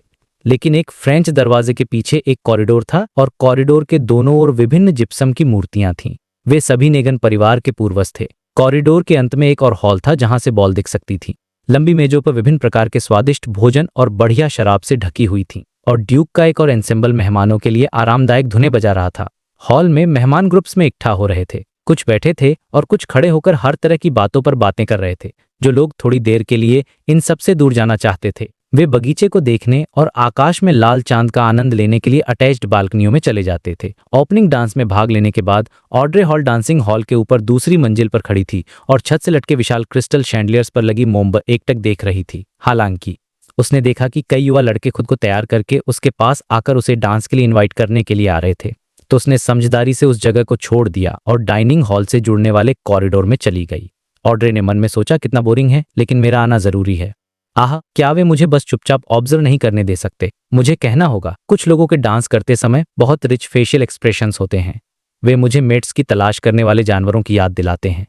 ऑड्रे ने अपना सिर नीचे किया, अपने पैरों की उंगलियों को देखा और बोरियत से एक सीधी रेखा में चलने लगी। तभी उसकी आंखों के कोने ने एक हुई आकृति को देखा। उसने अपनी गति धीमी की सीधी खड़ी हो गई और तुरंत एलिगेंट लेकिन शांत मिस हॉल बन गई। गुड डे बैरन ग्रामिर, ऑड्रे ने एक परफेक्ट स्माइल और एटिकेट के साथ ग्रीट किया। बैरन ग्रामिर की पतली भौहें और हल्की नीली आंखें थीं। उसने मुस्कुराकर सिर झुकाया। आपसे फिर मिलकर अच्छा लगा मिस हॉल। आप इस बॉल की सबसे ब्राइट और सब शब्द एक्सचेंज करने के बाद बैरन ग्रामिर डांसिंग हॉल की ओर बढ़ गया, जबकि ऑड्रे डाइनिंग हॉल की ओर बढ़ती रही। कुछ कदम चलने के बाद उसने अचानक भौहें सिकोड़ी। उसकी हरी आंखों में एक पजलमेंट थी। मन में सोचते हुए उसने कहा, बैरन ग्रामिर पहले जैसा नहीं है। अतीत में जब वह किसी खूबसूरत लेडी या खुद से ऊंचे रैंक की मैडम को देखता था और जो रिलेटिवली ज्यादा सुंदर होती थी, तो वह सीधे उनकी ओर देखे बिना बगल में देखता था। फिर वह लगातार तिरछी नजरें चुराता था। लेकिन आज वह बहुत कॉन्फिडेंट लग रहा है। उसके अलावा उसके कोलोन की स्मेल भी अजीब है। अतीत की पार्टियों में उसके शरीर से एम्बर कोलोन फ्रेग्रेंस का फाइनल नोट निकलता था। मस्की लेकिन हल्का, दिखावटी नहीं लेकिन एलिगेंट। दूसरे शब्दों में, वह गैदरिंग से कुछ घंटे पहले कोलोन स्प्रे करता था ताकि फ्रंट और मिडल नोट्स बिखर जाएं। लेकिन अभी उसका कोलोन मिडल नोट में एम्बर था, रिच और रिफाइंड। ऑड्रे ने अपने कदम धीमे कर लिए। एक स्पेक्टेटर के रूप में जिसने अपने पोषण को पूरी तरह से डाइजेस्ट कर लिया था, उसकी डिटेल्स के प्रति सेंसिटिविटी किसी भी दूसरे बेयोंडर से कंपेयर नहीं की जा सकती थी। अचानक उसने एक संभावना के बारे में सोचा। उसकी हरी क्रिस्टल क्लियर आंखें जम गईं। संदेह के साथ उसने सोचा, यह भेस में क्विलांगोस तो नहीं हो सकता। क्रीपिंग हंगर के पास किसी व्यक्ति का अपीयरेंस बदलने की शक्ति है। ऑड्रे जितना ज्यादा सोचती उतना ही यह संभव लगता। वो घबरा गई और पैनिक करने लगी। घबराकर उसने सोचा, अगर वह सच में वाइस एडमिरल हरिकेन था तो वह क्या करने की कोशिश कर रहा है। अफसोस की बात है कि मैं सूजी को बॉल में नहीं ला सकती, वरना मैं उसे बैरन ग्रामिर को ऑब्जर्व करने की कह सकती थी। नहीं, मुझे पापा को वार्न करना होगा। अपने घबराए हुए विचारों के बीच ऑड्रे ने अपनी गति तेज की और डाइनिंग हॉल में प्रवेश किया। उसने अर्ल हॉल को चीफ कैबिनेट सेक्रेटरी और दूसरों से बात करते हुए पाया। उसने एक परफेक्ट स्माइल दी और पास गई। उसने अर्ल हॉल का हाथ पकड़ा और दूसरों से कहा, जेंटलमैन, क्या आपको कोई ऐतराज अगर मैं अर्ल हॉल को कुछ मिनटों के लिए ले जाऊं? ब्यूटीफुल लेडी, यह आपका अधिकार है। कुछ जेंटलमैन ने एक फ्रेंडली रेस्पॉन्स दिया। ऑड्रे ने अर्ल हॉल का हाथ पकड़ा और सबसे नजदीकी बालकनी में चली गई। उन्होंने एक शांत निर्जन कोना ढूंढा और उसने अपने अधेड़ पिता से कहा, जो मोटे हो रहे थे, पापा, मुझे आपसे कुछ कहना है। अर्ल हॉल अपनी बेटी पर प्यार से मुस्कुरा रहा था, लेकिन जब उसने उसका गंभीर फेशियल एक्सप्रेशन देखा तो वह सीरियस हो गया। क्या बात है? मैं अभी बैरन ग्रामिर से मिली थी, लेकिन उनके बारे में कुछ बातें जो अतीत से अलग हैं। उदाहरण के लिए, उनका कोलोन एम्बर फ्रेग्रेंस के मिडल नोट में था। यह पहले एंड नोट हुआ करता था। ऑड्रे ने उन चीजों के साथ जारी रखा जो उसे अलग लगीं। इसे सेंसिटिव और मेटिकुलस होने के रूप में समझाया जा सकता है। उसने जो कुछ भी देखा था उसका वर्णन करने के बाद उसने अपने शब्दों को तौला और कहा, मैंने विस्काउंट ग्लैंड से सुना है कि वाइस एडमिरल हरिकेन क्विलांगोस के पास दूसरे लोगों का रूप धारण करने की क्षमता है। क्या वह हाल ही में बैकलैंड में नहीं है? अर्ल हॉल ने उसे ध्यान से सुना और उसका चेहरा असामान्य रूप से गंभीर हो गया, लेकिन उसने जल्द ही एक मुस्कान दी और अपनी चिंतित बेटी को सांत्वना दी। मैं इसका ध्यान रखूंगा। तुम अपनी माँ को ढूंढो और उनके साथ रहो। वो इस हॉल के लाउंज में है। ठीक है। ऑड्रे ने आज्ञाकारी रूंज वापस जाते समय वह मुड़ी और अपने पिता को देखा। उसने देखा कि अर्ल हॉल दूसरे नोबल से धीरे धीरे बात कर रहा था और उसका चेहरा काफी गंभीर था। ऑड्रे को चिंता महसूस होने लगी। उसे लगा कि उसे यह सुनिश्चित करने के लिए कुछ करने की जरूरत है कि उसके पिता, माँ और भाई को कोई चोट न पहुंचे। उसने एरिया का सर्वे किया और जिस दिशा में वह जा रही थी उसे बदल दिया। उसने डाइनिंग हॉल छोड़ दिया और ड्यूक नेगन का छोटा प्रार्थना कक्ष ढूंढा। उसने दरवाजा बंद किया और उसे पीछे से लॉक कर दिया। उसने अपने सामने लॉर्ड ऑफ स्टॉर्म्स के सिंबल को देखा और अवचेतन रूप से एक दूर और अंधेरा कोना ढूंढा। ऑड्रे अपने शरीर को आगे को झुकाकर बैठ गई। उसने अपने हाथों को प्रार्थना की स्थिति में एक साथ जोड़ा और अपने माथे को सहारा दिया। फिर उसने हर्मेस में धीरे से पढ़ा, द फूल जो युग का नहीं है। तुम ग्रे फॉग के ऊपर के रहस्यमयी शासक हो। तुम पीले और काले के राजा हो जो सौभाग्य को नियंत्रित करते हैं। टिंगेन शहर डैफोडिल स्ट्रीट क्लाइन बेंसन और मेलिसा के साथ लेटेस्ट प्ले के बारे में डिस्कस कर रहा था और उन्हें अगले वीकेंड थिएटर में इसे देखने के लिए इनवाइट कर रहा था। मुझे लगता है कि अखबारों ने इसके बारे में काफी कुछ कहा है। The return of the count निश्चित रूप से देखने लायक प्ले है। यह बैकलैंड में 10 से ज्यादा बार परफॉर्म हो चुका है और हर बार सोल्ड आउट हो गया। मुझे लगता है कि हमें यह मौका नहीं गंवाना चाहिए। क्लाइन, जिसके पास एंटरटेनमेंट के सोर्सेज कमी थी, हार मानने को तैयार नहीं था। आखिरकार वह पृथ्वी पर टीवी शो का पक्का फॉलोअर था। मन में सोचते हुए उसने कहा, बेशक अगर यह मेरी इमेज बनाए रखने के लिए नहीं होता तो मैं किसी बार में जाकर बिलियर्ड्स खेलना पसंद करता। हाँ, टेनिस के लिए एक वेन्यू किराए पर लेना भी बुरा ऑप्शन नहीं है। इसे मिडिल क्लास के लिए एक लेजर स्पोर्ट माना जा सकता है। मेरी करंट फिटनेस के साथ जब तक मैं दूसरे बेउंडर्स से नहीं मिलता, मुझे ज्यादातर ओपोनेंट्स को आसानी से हैंडल करने में सक्षम होना चाहिए। भूल जाओ, यह अभी के लिए बस एक गुजरता हुआ विचार हो सकता है। मुझे अभी भी सुबह लेनेवस से जुड़े लोगों की फिर से जांच करनी है, दोपहर में कॉम्बैट ट्रेनिंग के लिए जाना है और शाम को घर लौटने से पहले चिमनी वाले घर की तलाश करनी है। आशावादी बने रहने की कोशिश करते हुए उसने सोचा, मैं सच में एक बिजी आदमी हूँ। यह देखते हुए कि बेंसन उसके सुझाव की ओर झुका हुआ था जबकि मेलिसा अभी भी थोड़ी हिचकिचा रही थी, क्लाइन मुस्कुराया और कहा, मैंने सुना है कि the return of the count में सबसे popular sporting cast genius mechanic है। ठीक है, हमें अपनी जिंदगी में एक बार एक बड़े थिएटर में एक प्ले देखना ही चाहिए। मेलिसा ने मुंह बनाकर नाखुशी से सिर हिलाया, लेकिन अब उसकी आंखों में एक चमक थी। क्लाइन जवाब देने ही वाला था कि उसे अपने कानों में एक भनभनाहट सुनाई दी। उसे कुछ सेकंड के लिए चक्कर आ गया। उसने मन में सोचा, कोई मुझसे प्रार्थना कर रहा है। उसने अपने दाहिने हाथ से अपनी पीठ को सहारा दिया और हंसा, तो मैं टिकटों की बिक्री शुरू होने का धैर्यपूर्वक इंतजार करूंगा। ठीक है, मैं एक रिपोर्ट लिखने के लिए अपने बेडरूम में वापस जा रहा हूं। हमें भी ज्ञान के सागर में डुबकी लगानी है और उम्मीद करनी है कि हम डूब न जाएं। बेंसन ने खुद पर हंसते हुए कहा और मेलिसा के साथ डाइनिंग रूम में वापस चला गया। क्लाइन दूसरी मंजिल पर गया और अपने कमरे का दरवाजा बंद कर लिया। उसने कमरे को स्पिरिचुअलिटी की दीवार से सील कर दिया।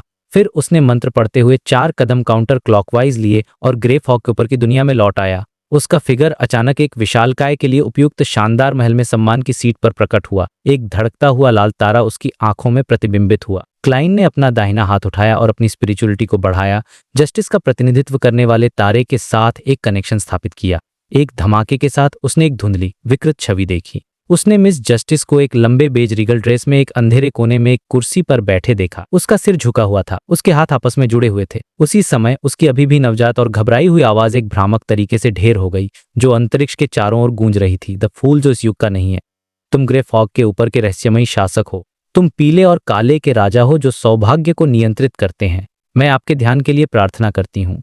मैं आपसे सुनने की प्रार्थना करती हूँ।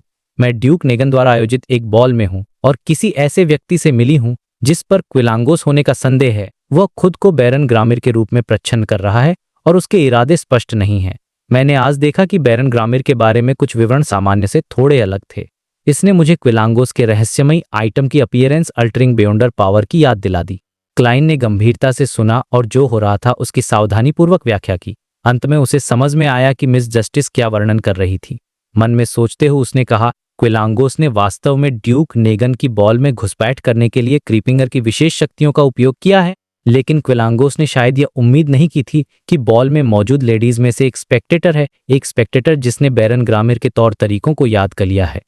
इसलिए उसे यह एहसास नहीं कि उसका पर्दाफाश हो गया है। क्विलांगोस क्या चाहता है और मुझे क्या करना चाहिए? मैंने पिछले 2 दिनों में बिना स्पिरिचुअलिटी इन्फ्यूज्ड मटेरियल्स के बलिदानी अनुष्ठान करने की कोशिश की है और महसूस किया है कि मैं डोर ऑफ समनिंग जैसी कोई चीज बना सकता हूं, लेकिन मैं उसे खोल नहीं पा रहा हूं। मैं अपने दूसरे प्रयोग की तैयारी के लिए अंडरग्राउंड मार्केट में कुछ स्पिरिचुअलिटी वाली सामग्री खरीदने के लिए कुछ समय निकालने वाला था।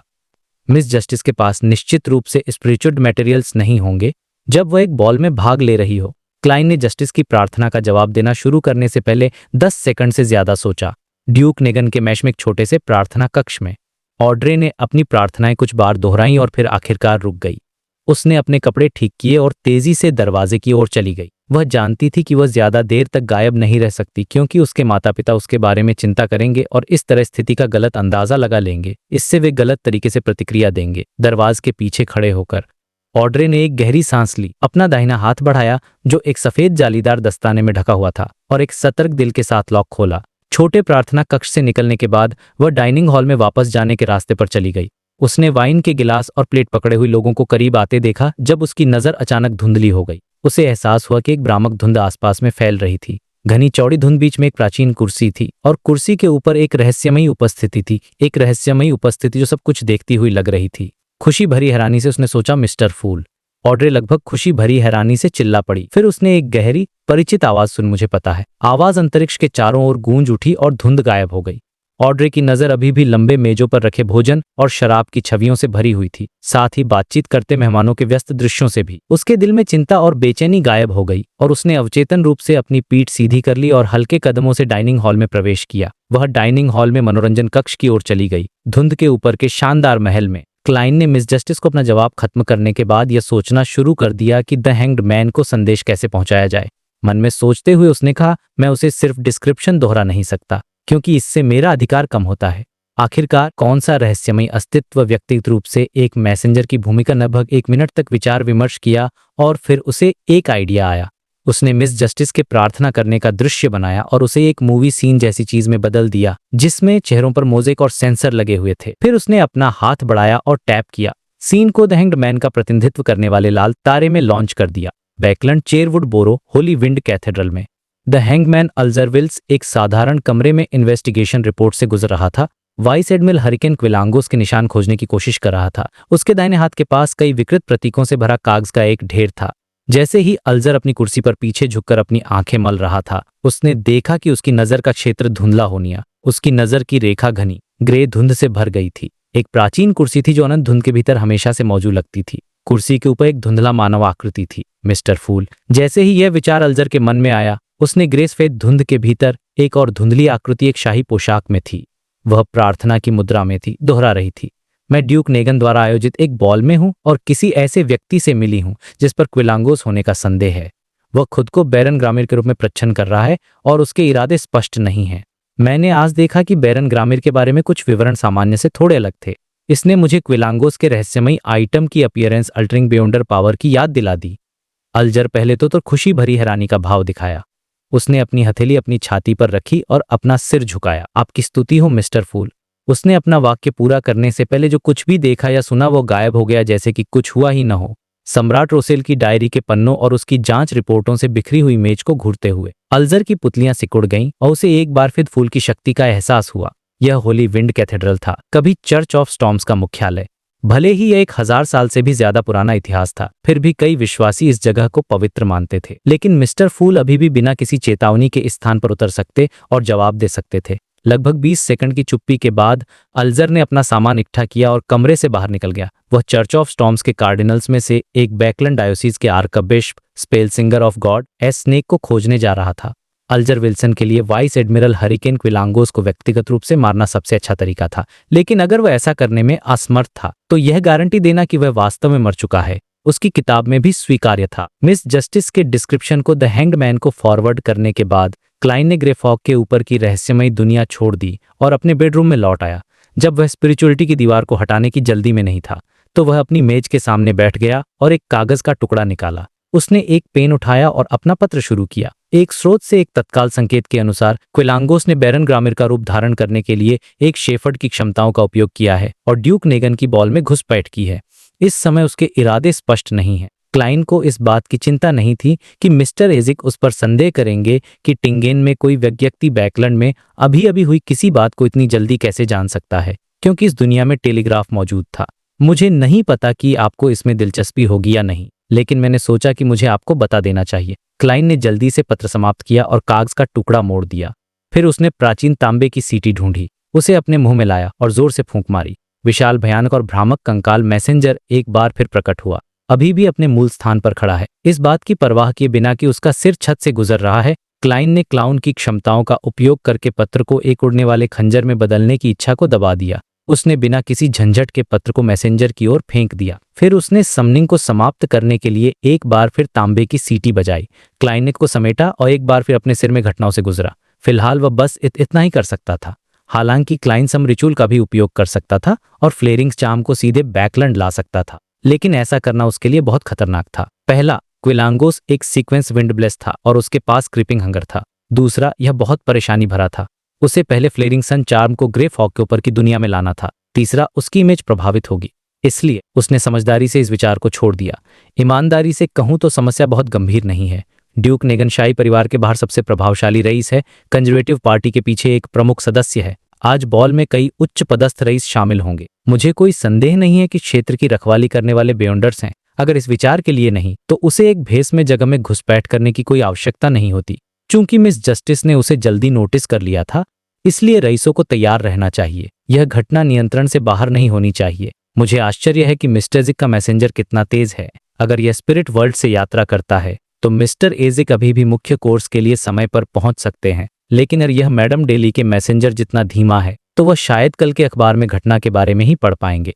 क्लाइन ने अविवेकी रूप से सिर हिलाया और इस घटना को अपने दिमाग के पीछे फेंक दिया। आखिरकार और कुछ नहीं कर सकता था। उनके डांसिंग हॉल में बैरन ग्रामिर के वेश में क्विलांगोस खून जैसे लाल और मिर अंगूर की शराब का गिलास पकड़े दूसरी मंजिल पर घुमावदार कॉरिडोर पर रेलिंग के पीछे लापरवाही से खड़ा था। वह डांस फ्लोर पर लोगों को देख रहा था और ग्लैमरस कपड़े पहने महिलाओं के नजरे का आनंद ले रहा था। हालांकि उसकी आंखों में कोई वासना नहीं थी, वे एक जमी हुई झील की तरह शांत थीं। अपनी आंखों के कोने से उसने लगते हुए शैंडलियर खड़ीर और पास में नेगन पर तिरछी नजर डाली, जो गुजरती हुई सुंदर आकृतियों को देख रहा था। ड्यूक ने एक अच्छी तरह से इस्त्री की हुई नेवी यूनिफॉर्म पहनी हुई थी, जिसके कंधों पर लगे मेडल से लाल रिबन जुड़े हुए थे। वह फॉर्मल मौकों पर अपनी मिलिट्री यूनिफॉर्म पहनना पसंद करता था, सेना में रहते हुए अपनी दशकों की शानदार सेवा की याद में। हालांकि तब से उसका वजन काफी बढ़ गया था। उसकी कभी तेज ग्रे आंखें अब मैली और इच्छा से भरी हुई थीं। हालांकि उसने अपना अच्छा ख्याल रखा था, क्योंकि उसकी आंखों, होठों और माथे के कोनों पर झुर्रियां हल्की थीं और उसके काले बाल अभी भी घने और शानदार थे। वह पलास नेगन था, वर्तमान ड्यूक ने कंजर्वेटिव पार्टी का मुख्य समर्थक, प्रधानमंत्री एगुएसिड का भाई, लोएन किंगडम के सबसे अमीर और सबसे शक्तिशाली लोगों में से एक। उसी समय वो कारण भी था जिसकी वजह से क्विलांगोस बैकलैंड में घुस आया था। उत्साह से सोचते हुए उसने कहा, ऐसे महत्वपूर्ण व्यक्ति की हत्या करने का विचार मुझे उत्साह से कंपा देता है। क्विलांगोस ने अपनी नजरें हटाईं और अपनी आंखें बंद कर लीं। वह कमीशन स्वीकार करने को तैयार था क्योंकि उसे एक आकर्षक कीमत की पेशकश की गई थी, और यह भी इसलिए था क्योंकि क्विलांगोस को एडवेंचर पसंद था और वह मुश्किल चुनौतियों का सामना करने का आनंद लेता था। उत्साह से उसने सोचा, अगर यह हत्या सफल हो जाती है तो मेरी प्रसिद्धि उत्तरी और दक्षिणी महाद्वीपों में फैल जाएगी। मुझे 4 राजाओं से ऊपर रख देंगे और मुझे एक कार्ड मिलेगा, एक कार्ड जिसमें भगवान का रहस्य, जिसे सम्राट रोसेल ने बनाया था। क्विलांगोस ने उत्साह को दबाया और अपना सिर नीचे करके अपने बाएं हाथ को देखा। क्रीपिंग हंगर पारदर्शी हो गया था। नंगी आंखों से या संपर्क के माध्यम से यह बताना असंभव था कि बैरन ग्रामिर ने एक दस्ताना पहना हुआ था। मन में सोचते हुए उसने कहा, यह कितना रहस्यमयी आइटम है। तो अगर यह नहीं होता तो मेरे जैसा सीक्वेंस थका व्यक्ति पायरेट एडमिरल के पद तक न पहुंच पाता। उसके दिमाग में विचार कौंधे और क्विलांगोस के भीतर अफसोस की लहरें उठीं। एक समुद्री डाकू के रूप में अपने वर्षों में उसने कई बेयॉन्डर्स को देखा, उसे बातचीत की थी। उनमें से ऑरोरा ऑर्डर के सदस्य भी थे जो सोनिया सागर के छोर पर साहसिक कार्य करने का आनंद लेते थे। तो वह जानता था कि क्रीपिंग हंगर अभी भी एक असली शेफर्ड से काफी अलग था। पहला, स्टेट्स बदलने की गति बहुत धीमी थी, इसमें कम से कम 1 सेकंड लगता था, लेकिन एक असली शेफर्ड तुरंत बदल सकता था। दूसरा, नियंत्रित आत्मा व्यक्ति के मरने से पहले केवल 1 से 3 क्षमताओं का उपयोग कर सकती थी। जहां तक कौन सी क्षमताओं का उपयोग किया जा सकता है और वे कितनी शक्तिशाली थी, यह सब भाग्य पर निर्भर करता था। दूसरी ओर, एक असली शेफर्ड 3 क्षमताओं पर फैसला कर सकता था। उन्हें एक कैसीनो की तरह जुआ खेलने की जरूरत नहीं थी। अंत में क्रीपिंग हंगर में एक ही समय में केवल 5 आत्माएं हो सकती थीं, जबकि एक असली शेफर्ड में 7 हो सकती थीं। बेशक दोनों पर एक ही प्रतिबंध था, जो यह था कि वे एक समय में केवल एक आत्मा को नियंत्रित कर सकते थे और वे केवल आत्मा की संबंधित बेयॉन्डर शक्तियों और अपनी स्वयं की बेयॉन्डर शक्तियों का उपयोग कर सकते थे। अगर वे आत्माओं में से एक को एक नई आत्मा से बदलना चाहते थे तो प्रक्रिया अपरिवर्तनीय होगी। क्विलांगोस ने 7 या 8 साल के समायोजन से गुजरा और अंत में 5 आत्माओं के साथ बस गया। उनकी क्षमताएं एक दूसरे की पूरक थीं और उनके मालिक को बहुत भयानक बना दिया। वर्षों से किए गए निरंतर समायोजन और प्रयोग के कारण समुद्री डाकुओं के बीच वाह थी कि वाइस एडमिरल हरिकेन सर्वशक्तिमान था। उत्साही डांस म्यूजिक के दौरान क्विलांगोस ने अपने दिमाग आगे की कार्रवाइयों का अभ्यास किया। उसने अपने दिल में अफसोस के साथ आ भरी। अफसोस की बात है कि मुझे पिछले कुछ दिनों में ट्रैवलर नहीं मिला, अन्यथा मुझे आज रात किसी भी चीज के बारे में चिंता करने की जरूरत नहीं होती। अगर उसने उस महिला को पकड़ ले जो सबसे अधिक संभावना एक ट्रैवलर थी, तो क्विलांगोस ने उन 5 आत्माओं में से एक को खिलाने में संकोच नहीं किया होता जिसे वह क्रीपिंग हंगर को चरा रहा था। उसके लिए एक ट्रैवलर की क्षमता अनमोल होगी। क्विलांगोस से छत से लटके विशाल क्रिस्टल शैंडलियर पर तिरछी नजर डाली और अब इंतजार न करने का फैसला किया। जिस आत्मा को वह वर्तमान में नियंत्रित कर रहा था उसमें केवल एक ही क्षमता थी, जो थी उसकी शक्ल बदलना, लेकिन इसमें अन्य बेयॉन्डर्स के खिलाफ लड़ने की कोई शक्ति नहीं थी। हालांकि परिवर्तन की क्षमता अभी भी बहुत उपयोगी थी और क्विलांगोस इसे हर समय किसी और चीज से बदलने को तैयार नहीं था। अच्छी बात यह थी कि वह चाहे किसी भी आत्मा को नियंत्रित करे, क्विलांगोस एक ही समय में अपनी विंड ब्लेस्ड बेयॉन्डर शक्तियों का उपयोग कर सकता था। अंत में उसने ऐसा अभिनय किया जैसे उसकी नजर एक रईस की पत्नी के सुडौल शरीर पर टिकी हो, इससे पहले कि उसे ड्यूक नेगन उसके आसपास के सभी सज्जनों की ओर ले जाए। मन में सोचते हुए उसने कहा, ड्यूक नेगन लॉर्ड ऑफ स्टॉर्म्स का एक कट्टर अनुयायी है और वह चर्च ऑफ स्टॉर्म्स के राजनीति पर प्रभाव में एक प्रमुख व्यक्ति है। उसके बगल में चर्च ऑफ स्टॉर्म्स का एक बेयोंडर होना चाहिए जो उसकी रक्षा कर रहा हो। हालांकि नेगन परिवार एक प्राचीन 1000 साल पुराना परिवार नहीं है, वह राज्य के सबसे अमीर और शक्तिशाली लोगों में से एक है। उसने निश्चित रूप से गुप्त रूप से सीक्वेंस पोषण फॉर्मूलों की खोज की है या बेयोंडर्स को कालांगोस के विचार ओढ़ रखा है। उसने मानसिक रूप से उन सज्जनों को हटा दिया जो रईस और अधिकारी थे, इससे पहले कि वह उस आदमी पर अपनी आंखें टिकाए जो लगातार ड्यूक नेगन के बगल में था। वह आदमी भूरे बालों वाला, नीली आंखों वाला था और एक काला टक्सीडो पहने हुए था। वह लगभग भावहीन था जबकि वह लगातार अपने परिवेश के प्रति सतर्क रहता था। क्विलांगोस ने अविवेकी रूप से सिर हिलाया और अपने दाहिने हाथ को थोड़ा आगे बढ़ाया। वूश! डांस फ्लोर के ऊपर के क्षेत्र में हवा का अचानक झोंका आया जिससे शैंडलियर की मोमबत्तियां बुझ गईं। प्रकाश और अंधेरे के बीच के क्षण में जबकि सभी का ध्यान हट गया था, कुछ हवा के ब्लेड ने हवा के झोंकों के बीच क्रिस्टल शैंडलियर को सहारा देने वाली एक धातु की श्रृंखला पर एक ही स्थान पर वार किया। क्रीक! एक कठोर टूटने वाली आवाज के साथ विशाल क्रिस्टल शैंडलियर सीधे डांस फ्लोर पर गिर गया। यह एक जोरदार धमाके के साथ गिरा और लोग आश्चर्य में चिल्लाए। मलबे के टुकड़े उड़ गए।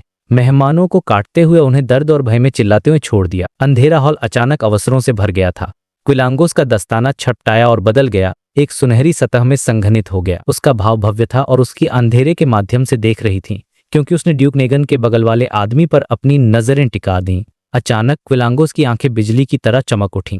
ड्यूक नेगन की रक्षा के प्रभारी बेयोंडर ने अचानक एक दुखद चीख मारी और अपना सिर पकड़कर जमीन पर गिर गया। वह चारों ओर लुढ़का और संघर्ष किया। एक सरसराहट के साथ क्विलांगोस का शरीर अंधेरे से गुजरकर ड्यूक नेगन पर झपट पड़ा। हालांकि उसकी आंखों की गहराई में इसने अपने लक्ष्य को प्रतिबिंबित किया जिसने घबराहट का कोई संकेत नहीं दिखाया। यह अत्यंत आत्मविश्वास का था। ड्यूक नेगन का मोटा शरीर मौके पर सीधा खड़ा रहा और आने वाले हत्यारे को ऐसे देखा जैसे वह उसे नीचा दिखा रहा हो। उसने अपना दाहिना हाथ उठाया और आगे बढ़ाया। उसने प्राचीन हर्मिस में बुदबुदाया, कैद! चुप! क्विलांगोस अचानक रुक गया। वो अचानक एक पारदर्शी दीवार से घिर गया था, कुछ ऐसा जो एक चिपचिपे तरल की तरह उसके चारों ओर लिपट गया था। इसने उसे एम्बर में एक कीड़े की तरह या जेल में एक कैदी की तरह। कंजर्वेटिव पार्टी के रईसों के नेता वंशानुगत ड्यूक पलास नेगन खुद एक बेयोंडर थे, एक बहुत मजबूत बेयोंडर। ड्यूक नेगन ने फिर से धीमी आवाज में बात की और अपना दाहिना हाथ हिलाया। कोड़े मारो, पापा! क्विलांगोस को ऐसा लग रहा था जैसे उसे एक निराकार कोड़े से पीटा जा रहा हो। उसके कपड़े कोड़े मारने से फटे और उसकी त्वचा फट गई जिससे सफेद हड्डी दिखाई देने लगी। फिर ड्यूक नेगन आगे झुका और अपनी दाहिनी मुट्ठी पकड़ी। उसने एक भव्य तरीके से घोषणा की, मौत!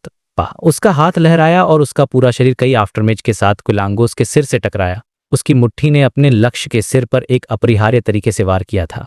क्विलांगोस का सिर टूट गया लेकिन आसपास का वातावरण भी टूट गया। ड्यूक नेगन अपनी मूल जगह पर खड़ा रहा। यह सिर्फ एक सपना था। यह अज्ञात था कि समुद्री डाकू एडमिरल ने अपनी क्षमता बदल ली थी और नाइटमेयर अवस्था में प्रवेश कर लिया था। एक साधारण नाइटमेयर के विपरीत वह लोगों को एक सपने में खींचने के बाद भी अपने शरीर को हिला सकता था। क्विलांगोस चुपके से ड्यूक नेगन के पीछे प्रकट हुआ और उसकी ठंडी नजर ड्यूक पर टिकी हुई थी। तेज गति से घूमती हवाओं से लिपटे उसकी दाहिनी मुट्ठी ने एक तेज ब्लेड की तरह लक्ष्य की बनियान में छुरा घोंपा। वूश! हवा के गरजने के बीच क्विलांगोस की दाहिनी मुट्ठी ने सीधे ड्यूक नेगन के शरीर को छेद दिया और उसके दिल को भी। लेकिन ड्यूक नेगन का शरीर तेजी से पारदर्शी हो गया, ठीक एक आत्मा की तरह जिसे बुलाया गया हो। लगभग निराकार आकृति के गायब हो जाने के बाद ड्यूक नेगन घुमावदार गलियारे के दूसरी तरफ फ्रांसीसी दरवाजे के सामने प्रकट हुआ। उसने एक जांच पड़ताल वाली मुस्कान पहनी हुई थी। मन में सोचते हुए उसने कहा, एक और बेयों ने पहले से तैयारी कर रखी थी मेरे लिए एक घात लगाने के लिए। यह कैसे संभव है? हालांकि क्विलांगोस इस तथ्य को स्वीकार करने को तैयार नहीं था। उसने शांति से इसका सामना किया। उसके बाएं हाथ का दस्ताना छटपटाया और गहरे सुनहरे शल्कों का रूप ले लिया। उसकी पुतलियां पीली पड़ गई और खड़ी हो गईं। फिर एक निराकार लहर हर दिशा से बह गई। महिलाएं और सज्जन एक ही समय में अनियंत्रित भय की स्थिति में आ गए। वे अपने छिपने के स्थानों को छोड़कर बिना किसी उद्देश्य के इधर उधर भागने लगे। दृश्य अराजक हो गया। बेयोंडर्स ने लापरवाही से कार्य करने की हिम्मत नहीं की क्योंकि उन्हें डर था कि वे अपने रिश्तेदारों और दोस्तों को चोट पहुंचा सकते हैं। अवसर का लाभ उठाते हुए क्विलांगोस तेजी से भागा और उसके चारों ओर तूफान घूम रहे थे। उसने आराम के कमरों में से एक का दरवाजा तोड़ा और फिर एक ओरियल विंडो को तोड़ा। टूटने की आवाज के बीच वह बाहर कूद गया और हवा की मदद से ड्यूक नेगन के मैंशन से कुछ दूर उड़ गया। जैसे ही वह उतरा, गोस तुरंत अपने सामने एक जंगल की ओर भागा। यह एक म्यूनिसिपल गार्डन था, एक भागने का रास्ता जिसने कुछ समय पहले खोजा था। एक बार जब वो अपने पीछा करने वालों से छुटकारा पा लेगा तो वो अपनी शक्ल बदल सकता था और बैकलैंड की 5 मिलियन से अधिक की विशाल आबादी में घुल मिल सकता था। यही कारण था कि उसने इतने कठिन मिशन को स्वीकार करने की हिम्मत की थी। थोड़ी देर बाद ड्यूक नेगन के मैशन की ओर एक तेज आंधी चल रही थी। चर्च ऑफ स्टॉर्म्स के कार्डिनल, बैकलैंड के archbishop, spellsinger of God Ace Snake कुछ मैंडेटेड पनिशर्स को लेकर मैशन की ओर उड़ गए। वह समय पर अन्य बेयोंडर्स को सूचित नहीं कर सका। अल्जर आर्कबिशप्स के साथ आए सदस्यों में से एक था। हालांकि वह खराब मूड में था क्योंकि उसने टूटी हुई खिड़कियां और मैंशन से बाहर भागते हुए अन्य बेयोंडर्स को देखा था। इसका मतलब था कि वाइस एडमिरल हरिकेन क्विलांगोस भाग गया था।